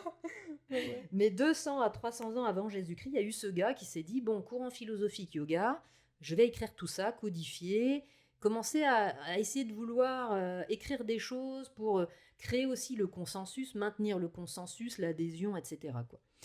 Mais, et donc, bon, tout ça a traversé les âges, c'est devenu de plus en plus asana, donc connaissance de soi-même, de ses relations avec les autres, etc., etc. Ensuite vient le asana, ensuite vient pranayama, et ensuite il y a d'autres membres qui vont vers la méditation, on va dire. Asana, c'est le mouvement, C'est posture. C'est posture. C'est même pas mouvement, hein. En Ah plus oui. c'est posture, ouais. Et pranayama. Pranayama, c'est exercice de respiration. Ok. Et donc, de fil en aiguille, il y a un gars qui est arrivé dans les années 1900, on va dire 30, qui s'appelle Krishnamacharya, qui lui dit avoir reçu directement par, là je raccourcis énormément, hein, par des voix mystiques, pour le coup. Quelqu'un est venu lui dire, lui délivrer le message, lui transmettre le message d'une pratique de yoga en particulier. Il était par ailleurs médecin ayurvédique. Et lui, par contre, il part d'un bon principe qui dit que on n'est pas tous faits pareil, on n'a pas tous les mêmes besoins. Et du coup, toute activité, bon là c'était sous le sens yoga, pratique de posture, doit être adaptée à chacune des personnes. Chaque personne doit faire une activité, un mouvement adapté à lui-même, sous couvert de l'utilisation de la médecine ayurvédique, quoi. Et donc, il avait 8 disciples, pas que indiens, mais notamment occidentaux, dont 2 très connus, Iyengar et Patabi Joyce. Iyengar, c'est quand même celui qui est à l'origine d'une des plus grandes, enfin, une des pratiques de yoga les plus répandues et connues, le yoga Iyengar. Où il fait des postures, pour le coup très statiques, pas facile à tenir, mais c'est très statique. Exemple, le triangle, une posture très connue, qu'on retrouve dans une autre pratique donc, qui s'appelle l'Ashtanga Vinyasa Yoga, qui a été promue et je dirais même codifiée, structurée par un gars qui s'appelle Patabi Joyce. Il est mort, lui, dans les années 90, 92, un truc comme ça, là. C'était pas si longtemps. Quelque chose comme ça, hein, j'ai plus les dates exactes en tête. C'est son petit-neveu ou quelque chose comme ça qui avait repris le flambeau, Sharat Joyce, qui est mort l'année dernière ou il y a 2 ans. Donc là, on fait le lien avec la période plus actuelle.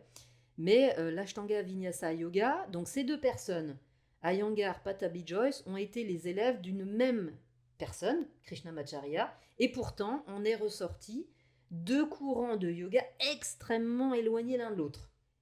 C'est dire que Krishnamacharya adoptait ce principe de dire je vais dire à chacune des personnes que j'ai devant moi de faire tel type d'activité parce que c'est ce qui lui convient.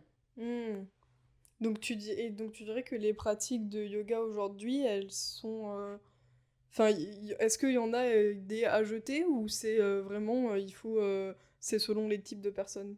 Bah pour moi, c'est pas qu'il y a des choses à jeter, c'est plutôt que les gens ne pratiquent plus de la manière, enfin avec une recherche de c'est quoi une pratique adaptée pour moi, quoi. Il y a beaucoup de gens qui sont très très très agités, comme moi je l'ai été à une époque, et qui vont faire des formes de yoga très très très agitées. L'agitation amène à l'agitation. Et on va retrouver des noms de pratiques de yoga qu'on va appeler flow truc, flow machin. On prend même plus de posture, on est tout le temps en mouvement. Je dis pas que c'est pas bien, c'est juste que c'est peut-être pas le plus adapté.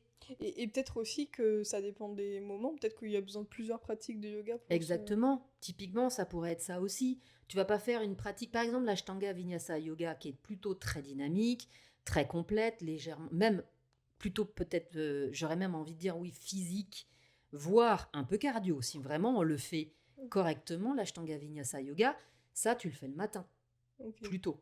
Et le soir, tu vas être dans quelque chose qui va t'emmener progressivement Mm. vers moins d'agitation, préparer ton sommeil, etc. Et pareil, les exercices de respiration, de pranayama, tu vas pas faire la même chose le matin et le soir. Mm. Le soir, tu veux te préparer à un bon sommeil, un Mm. sommeil récupérateur. Alors que le matin, au réveil, tu veux mettre le corps dans une énergie qui va faire que toute la journée, il va être disponible. Et du coup, tu disais exercice de respiration, mais ça veut dire que dans le yoga, il existe des cours où c'est que de la respiration et ça sera quand même du yoga? C'est pas du yoga, enfin si, c'est un des membres du yoga. Oh, ok, ouais. C'est le 4e membre de l'Ashtanga Yoga. Du Ok. yoga. Ok, oui. Voilà, parce qu'il y a... Ok. Ouais. Parce qu'on n'a pas trop cette impression-là, Non. quoi. Mais du coup, la méditation, c'est quoi? C'est... C'est ce qu'on doit faire après avoir bougé le corps. Mais du coup, c'est aussi du yoga. C'est quoi la différence entre méditation et exercice de respiration? Alors, tu vois, c'est ce que je disais tout à l'heure, là, Ashtanga Yoga. Dans Ashtanga, c'est Ashtau, ça veut dire 8. Anga, membre. Ok. Donc le yoga contient... Alors on dit Ashtanga Yoga, mais en fait on devrait juste dire Ashtanga quelque chose, pas yoga.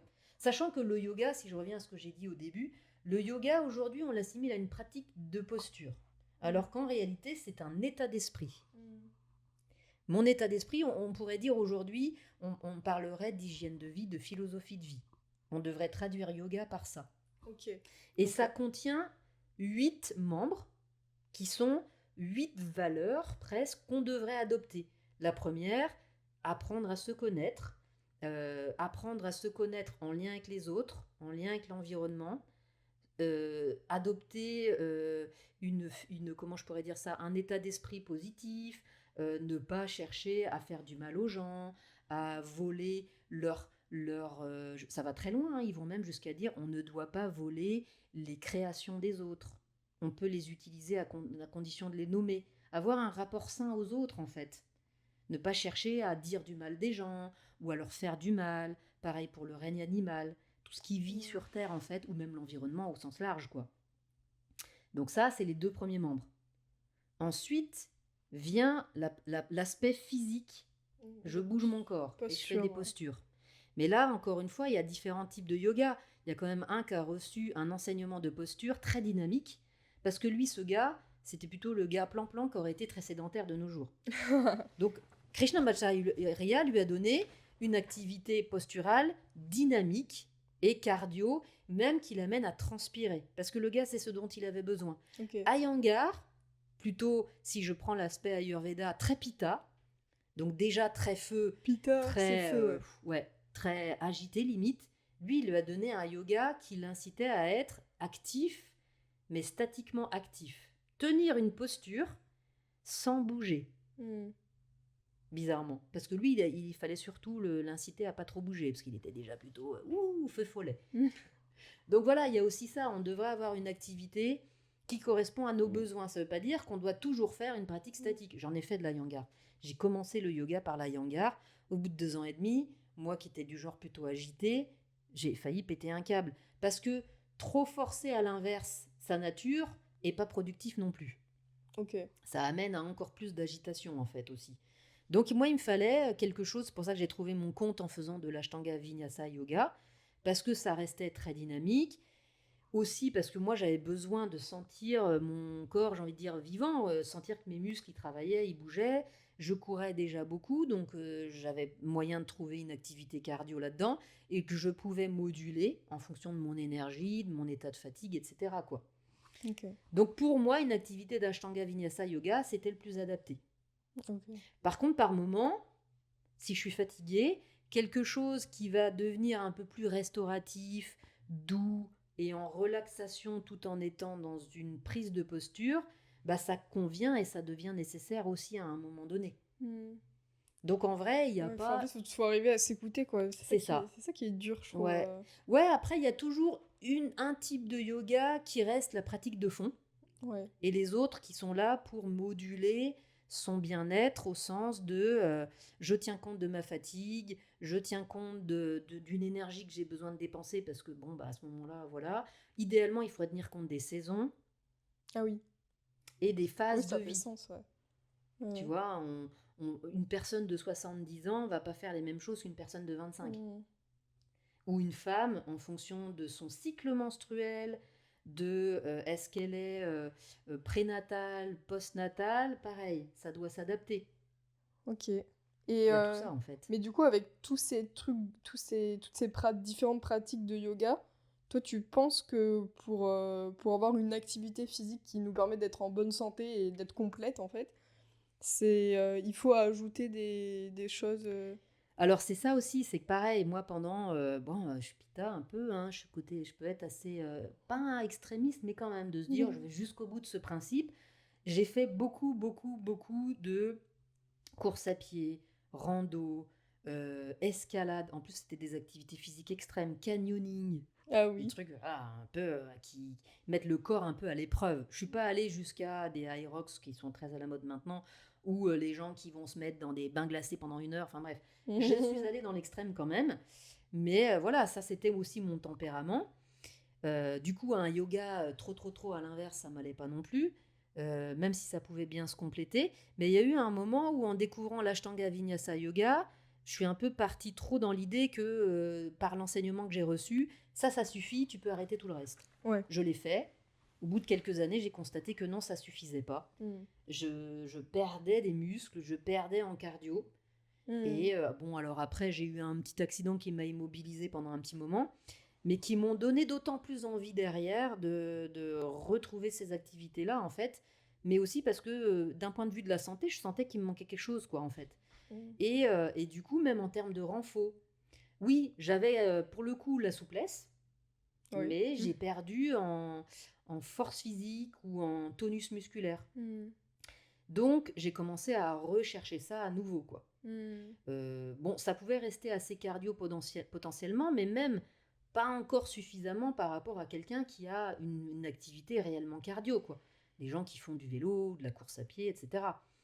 Donc, finalement, j'ai commencé à réintroduire tout ça. Oui.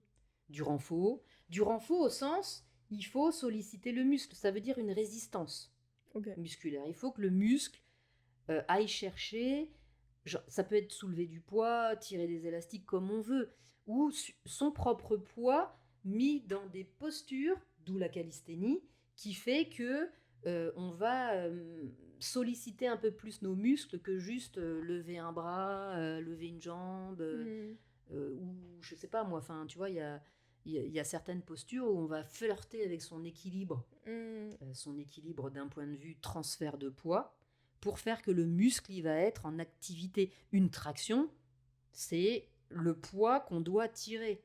Donc en ce sens, c'est un travail de résistance. Donc tout ça s'est avéré pour moi nécessaire au bout d'un moment. Ça suffisait plus le yoga en tant que tel, quoi. Donc sainement, il faut avoir oui une pratique de yoga, mais aussi une activité qui fasse travailler le muscle, la souplesse et le cardio. C'est pour ça que j'ai fait ce planning en fait au studio aussi. Oui, voilà, parce que du coup, il manque juste le cardio.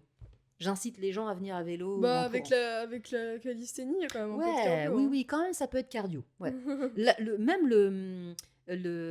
J'ai redécouvert ça récemment. Même soulever une barre avec des poids dessus, ça peut faire travailler le cardio. Bah, oui, clairement, parce que ça demande au cœur, de pomper suffisamment pour amener suffisamment d'oxygène aux muscles pour pouvoir porter cette masse-là, ce poids-là. Donc oui, ça peut être cardio. Mais ça reste quand même utile de faire du cardio au sens course à pied, vélo, quelque chose comme ça, quoi. Ouais, oui, bah, ça c'est reste sûr. Utile quand même. Bah, c'est pas le même volume cardio que de soulever des poids, quoi. Ouais. Même en termes d'activité musculaire, si on remonte aux hommes avant qu'il y ait tous les moyens de locomotion et qu'on aille au supermarché acheter sa nourriture, il fallait quand même courir à un moment donné pour chasser sa nourriture ou ramasser sa nourriture. Bah ouais. Et ça, c'est ce qui faisait que, certes, ils vivaient pas très vieux, parce qu'aujourd'hui, on a développé plein de techniques médicales ou d'hygiène de vie qui font qu'on a optimisé notre âge de durée de vie, quoi. J'ai vu, du coup, dans le livre que tu m'as prêté, là, de Sapiens, oui, qu'il disait qu'il vivait quand même... En fait, il y avait beaucoup de mortalité infantile, mais que quand il passait cet âge-là, il pouvait vivre jusqu'à 60-80 ans. Complètement, donc c'est pas et en bonne santé. Voilà. Donc c'est pas... il mourait pas à 20 ans, quoi. Non, complètement. Mais effectivement, aujourd'hui, et désolée pour le propos que je vais tenir, mais on a développé les techniques médicales qui font que il y a beaucoup plus d'enfants qui naissent, alors qu'à une certaine époque, ces enfants-là n'étaient pas viables et la personne ne serait pas née. Bah ouais, ouais. C'est ce que Darwin a expliqué, hein, avec la sélection naturelle. Mm. Donc quelque part, on a affaibli l'espèce humaine par de bonnes intentions en Oui. donnant la possibilité à certaines grossesses d'aller à terme ou la possibilité à certaines personnes de pouvoir procréer, alors que si elles ne peuvent pas, c'est que d'un point de vue naturel, ça peut donner des êtres faibles. Mm. C'est dur, hein, ce que je dis, hein, mais c'est de manière complètement objective Oui, et froidement c'est la ce que science, dit quoi. la sélection naturelle Ouais. selon Darwin. Bah ouais. Donc c'est vrai qu'aujourd'hui, si on veut effacer un peu les effets de ces pratiques-là, il faut d'autant plus avoir un mode de vie sain, en mangeant sainement, en bougeant sainement, en dormant sainement, en pensant sainement. Oh là, Tu vois, tout. ça, moi, la pensée saine est encore difficile. Et en vivant sainement, j'entends aussi nos relations aux autres, en fait. Ouais. Parce que nos relations aux autres participent à notre hygiène de vie, à notre bonne santé. Bah déjà, je trouve que ça c'est... Je vais faire un tout petit résumé du coup sur les externalités positives de se mettre en mouvement et les relations aux autres. Je trouve que ça c'est vraiment une belle externalité positive. Alors surtout que du coup moi quand je me suis mis au sport, je suis allée dans un studio de yoga, donc voilà. Et en fait le contact avec des gens qui sont pas votre famille, pas vos amis, pas le travail, enfin je trouve que c'est encore un autre cercle et qui permet des échanges différents, mais ça apporte tout simplement du contact humain qui tend beaucoup à manquer dans nos sociétés.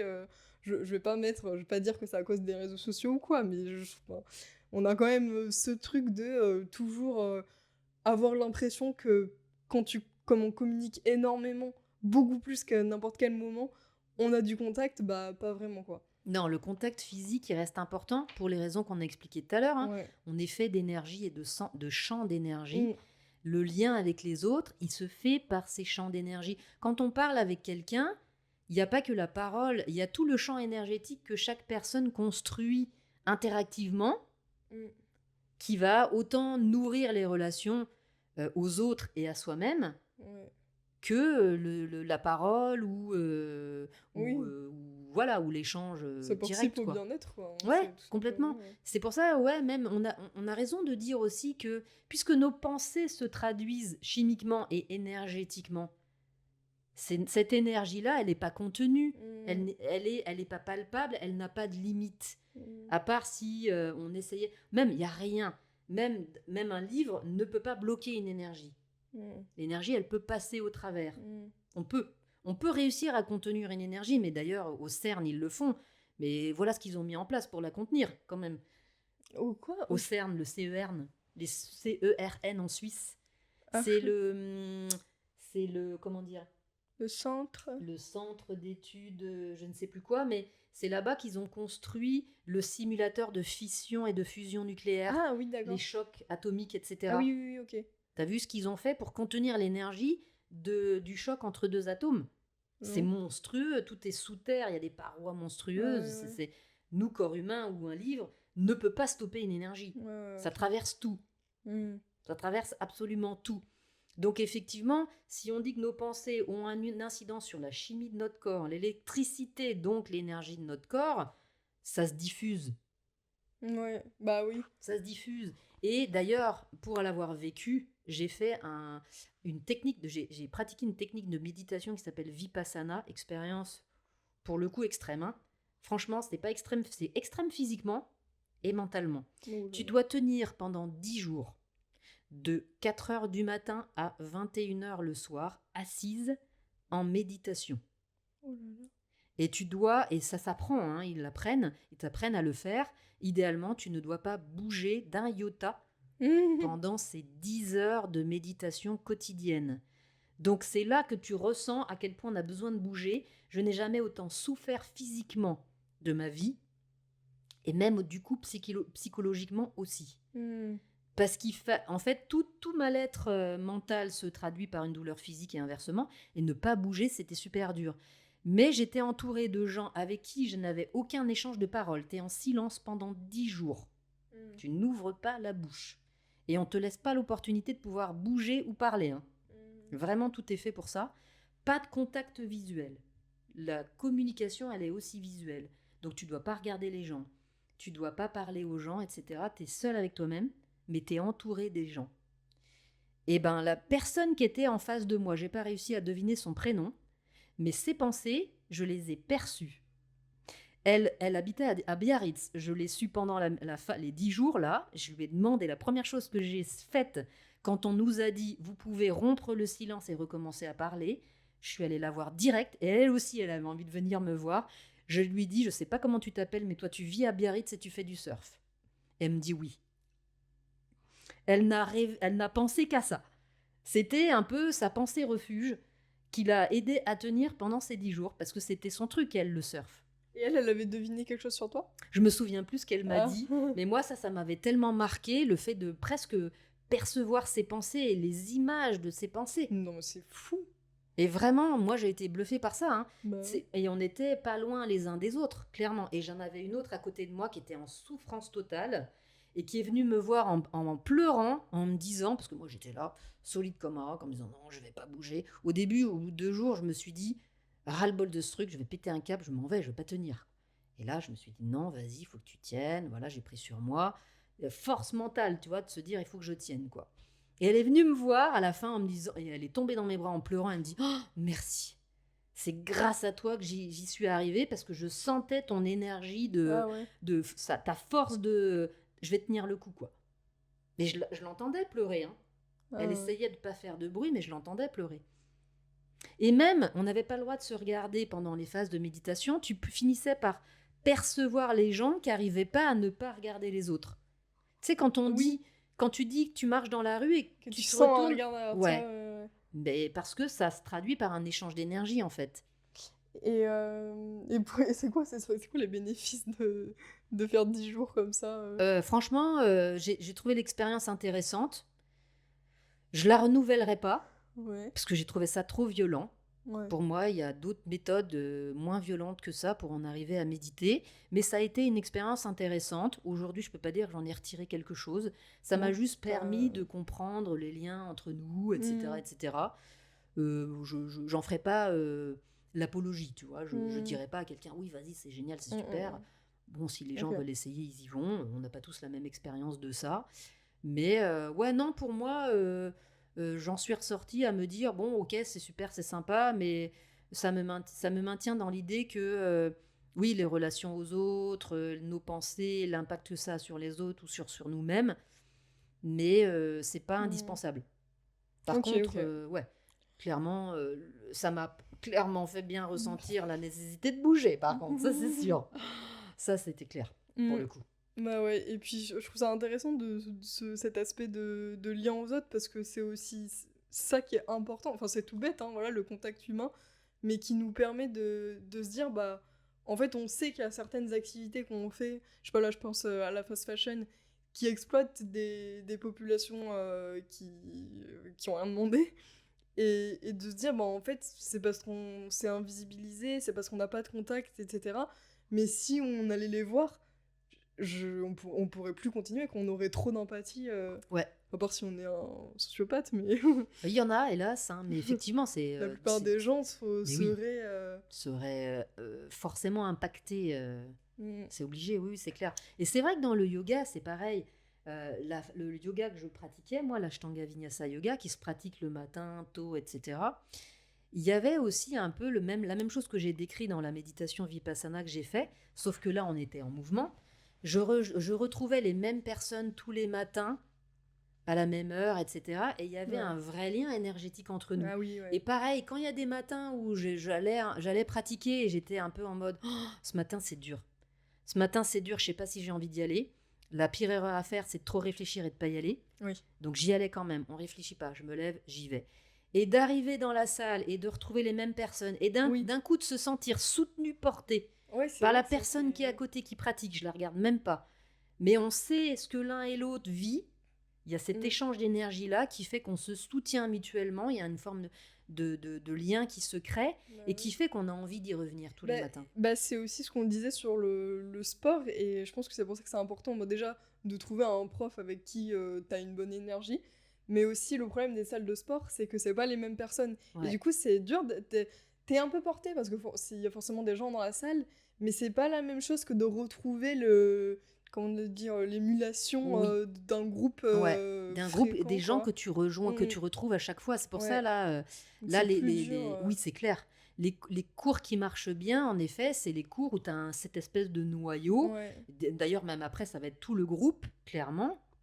S'il y a, mais je sais pas, moi je vais dire 15 parce que c'est ça au studio, mais si tu as un cours où il y a 15 places et que c'est 15 fois tout le temps les mêmes personnes toutes les semaines, il va y avoir pas du tout la même énergie que quand les personnes viennent, se connaissent pas et ne changent pas. oui, Tu arrives sur ton tapis, tu repars. ouais, ouais. Alors ça peut être ça au début, mais si quand même il y a cette T'arrives, habitude des gens qui reviennent, se crée forcément quelque chose, une énergie de ouais, groupe. et c'est plus motivant et ça Exactement. donne envie de Ouais, bouger, ça donne envie de se dire bon bah je réfléchis pas et j'y vais parce j'y que vais. tu sais qu'au moins Tu vas retrouver, voilà. Ça va te donner l'envie d'y aller parce que, en plus, du coup, naît cette communauté, naît ce groupe, le lien, Mm. l'envie d'y aller pour soi-même, pour se dépasser aussi. Oui, oui. Parce qu'il y Oui, a puis en plus une. ça donne confiance un peu dans un groupe, Mm. des gens qui te regardent, enfin Ouais. il y a des témoins de tes prouesses. Ouais. Et puis tu vois l'autre faire, tu dis, ah tiens, mais moi aussi, je vais Ouais. essayer. Il y a une vraie émulation positive de ça, quoi. Mm, mm. C'est C'est pour une ça saine que moi compétition. les salles de sport ça me Ah, moi, j'ai du mal aussi, ouais. J'y vais parce que voilà, j'arrive à faire mon truc toute seule. Et encore, j'y vais rarement. En général, j'y vais avec quelqu'un. ah non, bah, Sinon, j'irais difficilement toute ouais. seule comme ça, quoi. Mais, C'est une motivation encore plus quoi. mais ouais, il n'y a pas du tout le même. D'ailleurs, tu vas Du dans coup, ces salles-là, souvent les gens, ils ont un casque sur les oreilles. oui, Enfin, c'est ça, et se dire qu'en fait, si on n'aime pas, par exemple, aller à la salle de sport, ça veut pas dire qu'on n'aime pas faire du sport. C'est peut-être qu'il y a... parce que c'est hyper popularisé, c'est vraiment, si tu veux te mettre en forme, faut que tu ailles à la salle de sport. Bah, c'est peut-être pas forcément le meilleur des moyens, et par exemple, ça se trouve, je sais pas, t'as toujours voulu tenter et faire du basket, bah c'est mieux, et tu t'auras un vrai groupe qui te... ouais. Ce sera un plaisir, quoi. Ouais. Après, c'est vrai que, on en parlait Mais- avec une amie il n'y a pas longtemps, Ouais. dans ces salles de sport-là, il peut y avoir, alors, dans ces salles de sport par rapport à ce que l'on va y faire, des exercices de renfort où on va répéter un mouvement avec du poids, Mm. un peu comme au yoga, par la répétition, peut naître un sentiment de méditation dans ce qu'on fait. Mm. Et comme quand même, si on le fait bien, il faut quand même adopter des bons positionnements du corps pour faire travailler un muscle ou Oui. un groupe de muscles de la bonne façon, ne pas se blesser, comme quand on soulève une charge de terre. Hein. On le sait maintenant, il ne faut pas le faire d'une Ouais. certaine manière, sinon on peut se blesser. En tout cas, on peut créer comment dire, un Des travail inconforts. musculaire qui va pas être Ouais. bon pour le corps et ça va mettre les articulations dans une mauvaise position, quoi. Et de manière répétée, ça, on peut se faire mal, effectivement. Mais en effet, si on essaye de faire ce type d'exercice-là par la répétition et le fait de vouloir le faire proprement, peut amener un aspect un peu méditatif, comme on a au yoga, en fait. Ouais, mais du coup, il faut savoir le faire, quoi. Oui, C'est c'est ça. ça. Moi j'ai l'impression que la plupart des gens qui vont à la salle, elles savent, elles suivent des vidéos et tout, mais c'est quand même. Enfin, si t'es pas replacé ou quoi, que c'est. Oui. Ça me semble. Enfin, moi par exemple, je saurais pas aller à la salle de sport. Oui, c'est vrai qu'il faut. En général, vont les gens qui savent Enfin, il n'y a pas que des gens qui savent le faire, mais effectivement, Donc il faut quand ouais. même. Voilà, Ouais. ça m'étonne pas que les gens qui s'y connaissent prennent ce plaisir-là. Enfin, je vois le plaisir qu'on peut retrouver à faire ces routines. Ouais, effectivement. Mais Bon, un c'est peu de vrai nuance. oui, il faut que ce soit. Il faut que ça aille avec. Enfin, c'est une activité physique intéressante, mais encore une fois, elle n'est pas suffisante Oui, pour bah avoir ouais. un travail complet dans tous les cas, quoi. Mm. Mais effectivement, ouais, ça, des étirements. Après, les salles telles qu'on les connaît aujourd'hui, c'est très impersonnel, c'est très ambiance de masse un peu. Moi, Des lumières. Ouais, avec un environnement qui est quand même pas super fun, moi je trouve. Quand moi, la première salle de musculation que j'ai fait, c'était à Toulouse, et je l'avais fait en complément d'une pratique d'escalade, et je voyais bien que pour faire certaines voies qui demandait beaucoup de force physique parce qu'on était en dévers, j'avais besoin de me renforcer musculairement. Et j'ai trouvé une petite salle de musculation un peu familiale avec un coach qui était d'ailleurs un des entraîneurs de l'équipe française d'haltérophilie et Oh de là là. bodybuilding, qui m'avait fait un bon super programme. J'ai connecté avec beaucoup de gens. Et Puis du j'ai coup, même ça des fois t'a... rencontré des partenaires aussi, voilà. Mais effectivement, pas du tout l'ambiance des salles qu'on connaît aujourd'hui, quoi. Ouais. Tu vois, j'avais mon programme, tous les 3 mois on changeait, on faisait des points réguliers, ils venaient toujours vérifier si je faisais correctement les exos. Il y avait toujours, c'est vrai, il y avait une majorité d'hommes, mais pas que, il y avait quand même des femmes aussi. Mais il y avait toujours un échange. Ah tiens, vas-y, tu devrais essayer de le faire comme ça. Ou ouais, il y avait toujours un échange quand même, qui faisait qu'il y avait quand même un peu comme au yoga, un lien qui se créait, quoi. Et du coup, ouais, il y a certains des gens qui sont devenus aussi des amis même. Hein. Ah ouais, ouais. Ouais, c'était sympa, quoi. Bah ça m'étonne pas. Hein. Ben ouais. Mais ça, tu le trouves difficilement dans les Bah salles ouais. des grandes villes parce que chacun vient dans sa Ouais. petite bulle faire son truc. Et puis, c'est encore un truc de ça donne pas envie, quoi. C'est difficile aussi de lutter contre la sédentarité parce que qu'est-ce qu'on nous propose des salles impersonnelles ou il y a des salles où attends t'as des vitrines et Ouais. on te voit courir. Quoi. Ouais. C'est vraiment. Ouais, t'as l'impression de voir un peu comme au zoo, de voir les gens Mais derrière. ouais, là. enfin, moi ça me donne pas envie d'aller là-dedans. C'est Après, hyper, le problème, il est que comme les tarifs sont très très très abordables, qu'il y a Mm. toujours des offres, il y a des abonnements, c'est 10 balles par mois, même pas. Ben, il y a des gens qui y vont parce que ça c'est pas cher, quoi. Oui, C'est forcément. pas qualitatif, mais c'est pas cher. Après, moi j'en connais qui y vont, mais qui vont parce qu'elles savent ce qu'elles font, que c'est Oui, pas leur, c'est encore une c'est une fois, ouais. activité qui n'est pas la seule Complémentaire. activité. Elles font autre chose à côté, ou elles y vont à 2, 3 personnes. Enfin voilà, c'est pas du Mm. tout. Mais effectivement, il y a quand même une majorité de gens qui y vont comme ça, quoi. Bon, juste pour lister un peu les effets, les bienfaits, donc on a compris le contact avec les gens, mais aussi j'aime bien parler du temps d'écran qui est limité du coup, parce que forcément on est en pleine conscience, ça d'ailleurs c'est aussi un avantage d'être en pleine conscience et vraiment dans le moment et de pas avoir besoin de distraction, à part quand on court devant des écrans. Et parce qu'il y a des chiffres qui sont intéressants, c'est que seulement 19% des garçons et 26% des filles de 6-17 ans passent moins de 2 heures par jour devant un écran, suivant ainsi les recommandations nationales en vigueur. Et les adultes ne sont pas en reste, puisque 80% passent au moins 3 heures par jour devant un écran hors activité professionnelle. Oh my goodness! Donc, je me dis, déjà, si tu te motives à aller faire du sport, ça te fait quand même une baisse d'écran et une baisse de... Ah bah oui, 3 heures par jour, là, c'est significatif quand même. hors activité professionnelle. Ouais. Tu te dis, mais à quel moment, en fait, t'as le temps Ouais. Et du coup, quand Ouais. t'es dans ton sport, dans ton mouvement, etc., c'est vraiment un moment pour déconnecter complètement. C'est vrai que sur ces 3 heures quotidiennes, s'il y en a moins une qui pourrait être de l'activité physique, il en resterait au moins plus que 2. Ça resterait beaucoup de temps d'écran. Mais au moins 2 en moins, quoi. Le Ouais. reste, les 2 autres heures, il faut les enlever en rajoutant du lien social, peut-être. Parce que le lien social, aujourd'hui, il passe par le virtuel, c'est ça le problème aussi. Hein. Bah oui, dans ces 2 heures, 3 heures, c'est sûr que t'as beaucoup Instagram. de temps. Voilà, 2 heures même tu d'Instagram. réponds aux messages, etc. Oui, c'est vrai. C'est vrai qu'on utilise beaucoup de... Bon, c'est très con, mais c'est très utile. Moi, je le vois même dans le travail. Beaucoup de gens m'envoient des messages par WhatsApp, par exemple, pour Bah me oui, demander Ah, c'est tiens, est-ce pratique, que ce tac, cours-là, tac. c'est bien, blablabla. Heureusement, je vois quand même beaucoup de gens passer au studio aussi pour me Ouais. demander. J'en ai de plus en plus ces jours-ci. Pour me demander physiquement, déjà, voir le lieu et puis voir les gens, quoi. Ouais, ouais, Me ouais. demander physiquement, tiens, qu'est-ce que tu me conseilles, blablabla, etc. quoi. Mm, Mais il y a quand même beaucoup qui passent par l'utilisation du téléphone ou... c'est ça. On a aussi une meilleure espérance de vie. Donc ça étonne personne. Mais en fait, j'avais vu que les régions où il y a des centenaires au Japon, les raisons, c'est, comme on disait, manger sain et être en mouvement. En fait, ça n'arrête jamais d'être en mouvement. C'est pas, t'es à la retraite et hop, je peux m'asseoir sur mon canapé et plus bouger. C'est si tu veux vivre vieux, si tu bouges pas, tu C'est vrai, passes ouais. l'arme à gauche. C'est vrai qu'ils ont beaucoup de... on parle du tai chi et des choses comme ça, mais ils ont beaucoup de pratiques, comment je pourrais dire, dérivées des arts martiaux. Ah oui. D'ailleurs, même sur Paris, hein, dans certains jardins, quand tu y vas le matin, tu Oui, vas c'est trouver vrai. des groupes d'Asiatiques C'est vrai. faire du tai chi ou des Mm, mouvements mm, mm. typés arts martiaux, hein, Ouais, ouais, ouais. clairement. Voilà, et aussi c'était une petite réflexion que j'avais, et je me disais, c'est quand même fou de, pour les personnes qui n'ont pas de handicap ou qui n'ont pas subi un accident ou quoi, enfin d'avoir 4 membres et de pouvoir marcher, de genre de ne pas se mettre en mouvement. Je me dis, c'est dingue d'avoir le corps qui te permet de faire la chose et de choisir de t'asseoir, de choisir de rester assis, Mm. de choisir de ne pas marcher dehors. Je me dis, c'est quand même un...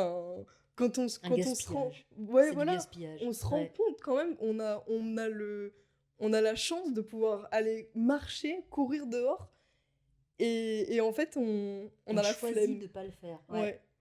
Enfin, on choisit. Après, c'est aussi... Bah, c'est un choix quand même. c'est un choix, mais qui est quand même facile, qui est quand même... Enfin, je veux dire, dans notre Ouais. société, il est facile à prendre, quoi. Ouais. C'est un choix qui est facile à prendre. On fait pas le choix un peu plus... qui demande un peu plus d'énergie, un peu plus de volonté. Oui, c'est vrai qu'il y a quand même un système naturellement présent dans le corps qui est une forme d'économie d'énergie. Parce que Oui. pour le système corporel, en termes de processus de fonctionnement, le but est de dépenser son énergie de la bonne manière. Mm. Donc, il y a quand même, c'est comme si c'était un fonctionnement perverti de ce système du corps qui dit que je te préserve, Oui. donc bouge pas. Alors qu'au final, Alors qu'en c'est de pas final, ouais, bouger qui... ouais, complètement. Voilà. Et d'ailleurs, oui, il y a un petit proverbe là-dessus qui dit, je sais plus si c'est une phrase un peu spirituelle, hindouiste, je sais pas quoi, mais euh, un truc du genre, c'est prends soin de ton corps pour que ton âme ait envie d'y rester. Ah oui. Parce que le corps, c'est le substrat de l'âme. Mm. C'est vrai, c'est un peu le Ouais, c'est vrai. contenant en forme de matière de l'âme, quoi. Mm. Bon, là, on est un peu borderline avec l'aspect spirituel. L'âme, c'est encore un peu difficile à définir, mais en tout cas, physiquement, si on n'a pas de corps, l'âme n'a pas de substrat. On Mm. n'existe pas, en fait, quoi. Et effectivement, si le corps, il n'est pas en bonne santé, on va mourir d'autant plus facilement, et l'âme ne peut plus rester sur Terre, entre guillemets, quoi. Mm. Donc, c'est pas faux, hein. Bah, sur ce, passons à la conclusion. Alors là, j'ai mis une petite phrase, bon voilà, la petite phrase Pinterest. C'est dur de se mettre en mouvement, mais c'est encore plus dur de ne rien faire. Mieux vaut prévenir que guérir. Mais complètement. C'est ce Voilà, que je pour le disais. petit résumé, Mais quoi. ouais, tu vois, c'est ce que je disais tout à l'heure, moi qui avais beaucoup l'habitude de bouger, le fait qu'on me dise de pas bouger pendant 10 jours, c'était une souffrance extrême. Je sais même Mm. pas comment les gens font pour ne pas bouger en fait. S'il n'y avait pas ces écrans, ils pourraient pas rester aussi longtemps Ah sans oui, non, bouger. Ils c'est sûr. ressentiraient la souffrance Oui, parce que oui. leur esprit serait pas détourné par un écran. Puis bon, tu vas faire quoi? C'est sur le canapé au bout d'un moment. Bah c'est clair, de toute Moi, façon ce serait trop douloureux s'il n'y même. avait pas de livre ou d'écran et tout, ouais, Mm. Bon. 3 questions maintenant pour toi. Yep. Les 3 questions de la fin.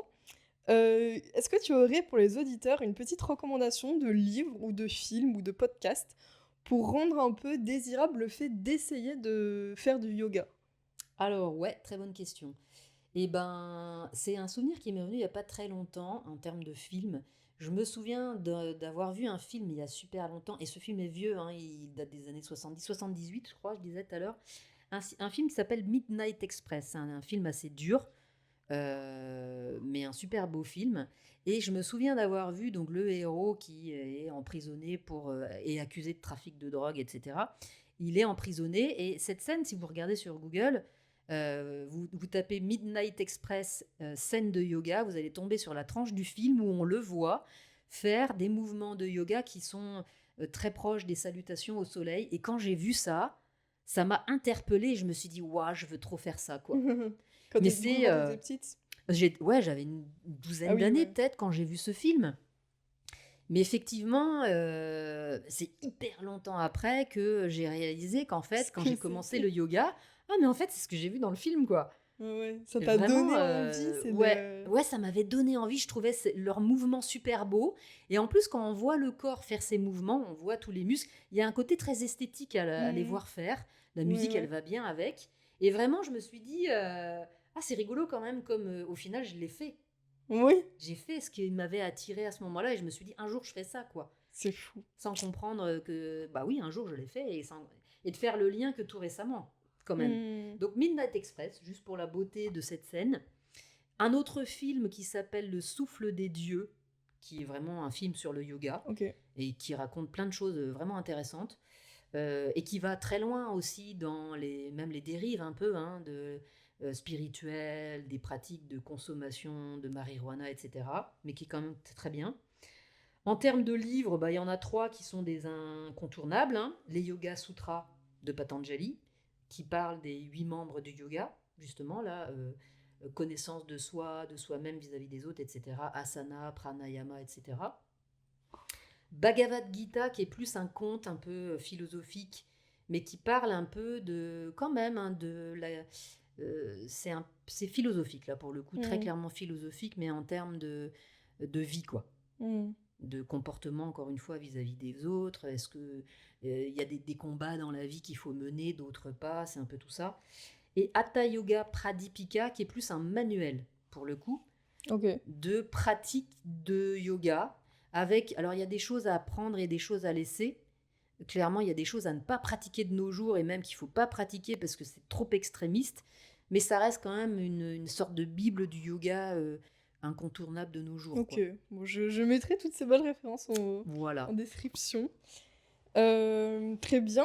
Deuxième question. Quelle serait la chose la plus facile à mettre en place à notre échelle, nous, chers auditeurs de Géraldine, et ayant un impact positif sur notre vie au niveau du mouvement ou les choses à arrêter de faire? Ben, typiquement, bah, surtout dans une ville comme Paris et ses alentours, où on a beaucoup de transports Mm. qui sont certes très très très pratiques, mais effectivement, une des bonnes habitudes, alors encore une fois, je dis pas que c'est suffisant, enfin, c'est pas, ça ne se suffit pas à soi-même, mais ça reste un bon moyen de commencer à se mettre en Facile à activité, mettre en place. c'est de se dire, ben, en fait, même si j'ai besoin des transports en commun, de faire un trajet à un métro, alors on prend pas le métro pour une station, quoi. Please, faites-le en marchant. Même s'il pleut, j'ai envie de dire, c'est bon, c'est que de la pluie, c'est pas grave, ça mouille, c'est pas dangereux. Mais rien que de marcher, au lieu de prendre le métro pour une ou deux stations, et même si on a un trajet à faire en station assez long, de prendre peut-être, de pas prendre le métro à la première station, mais de marcher 15-20 minutes, ou de Mm. descendre 15-20 minutes avant son point de destination, juste pour commencer à prendre une habitude de Ouais. marche. Et puis petit à petit, de peut-être en faire de moins en moins. Après, c'est vrai que Paris, pour le coup, se développe pas mal en pistes cyclables, etc. Oui.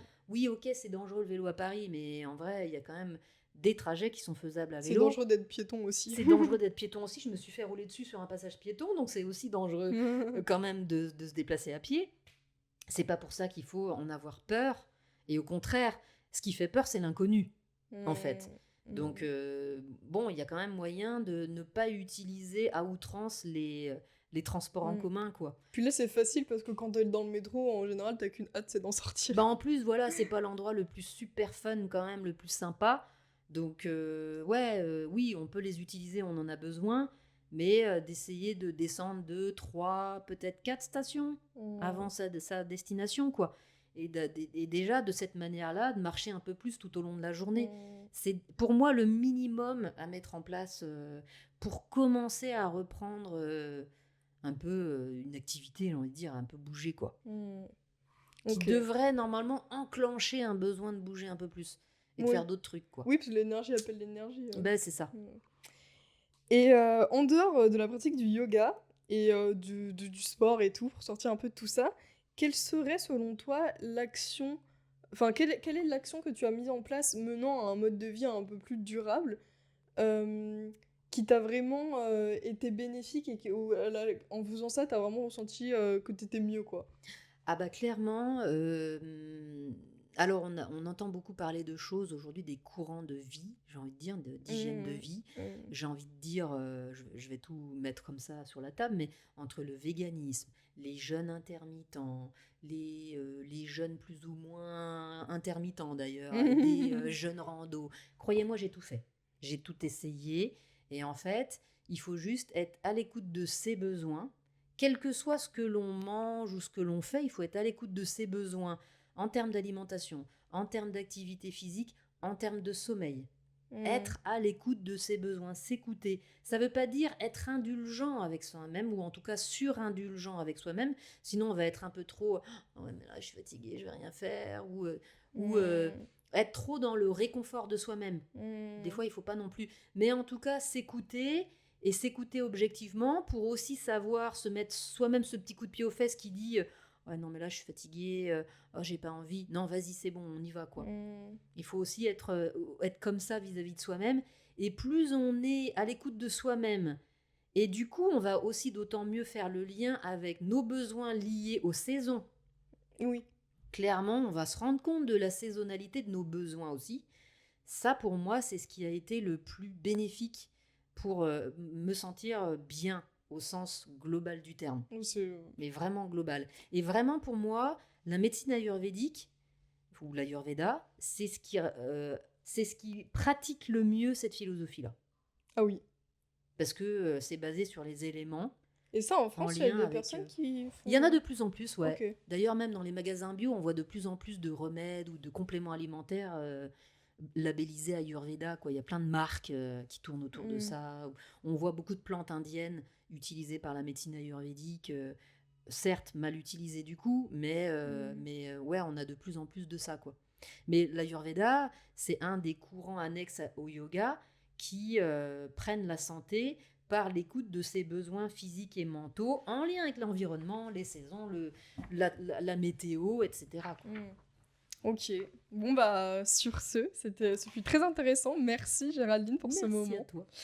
Et si ça vous a plu, chers auditeurs, n'hésitez pas à partager à votre famille ou à vos amis. Et qui sait, peut-être que vous testerez un cours de yoga ensemble. Personnellement, j'essaye parfois de convaincre mon copain de venir avec moi, mais c'est pas... Pour le moment, c'est pas concluant. Mais Bon, un jour, à force, en te voyant de crier, de pleurer, belle et épanouie, voilà. et que lui, tout l'inverse, devant ses écrans. Non, quand même. Non, bon. je blague. Donc bon, partagez le podcast, partagez les studios de yoga autour de chez vous. Si vous êtes parisien, n'hésitez pas à aller chez Géraldine et découvrir. C'est pas très loin de Paris. Hein. C'est Oui. pas très loin. Arrêtez de me dire que c'est loin. Hein. On est à 2 stations de Paris, donc bon. Oui, on parle à 3. Ouais. Comment je pourrais conclure? Bougez bien. Ouais. Bougez bien et dites-vous que quand même, si vous avez la possibilité de bouger vos membres et d'être en mouvement, c'est que cette vie est belle. C'est ça. Profitez, comme tu le disais, là, encore en bonne santé, faut le bouger, quoi. Mais d'ailleurs, là, on n'a pas assez bougé. Ouais, c'est vrai, hein.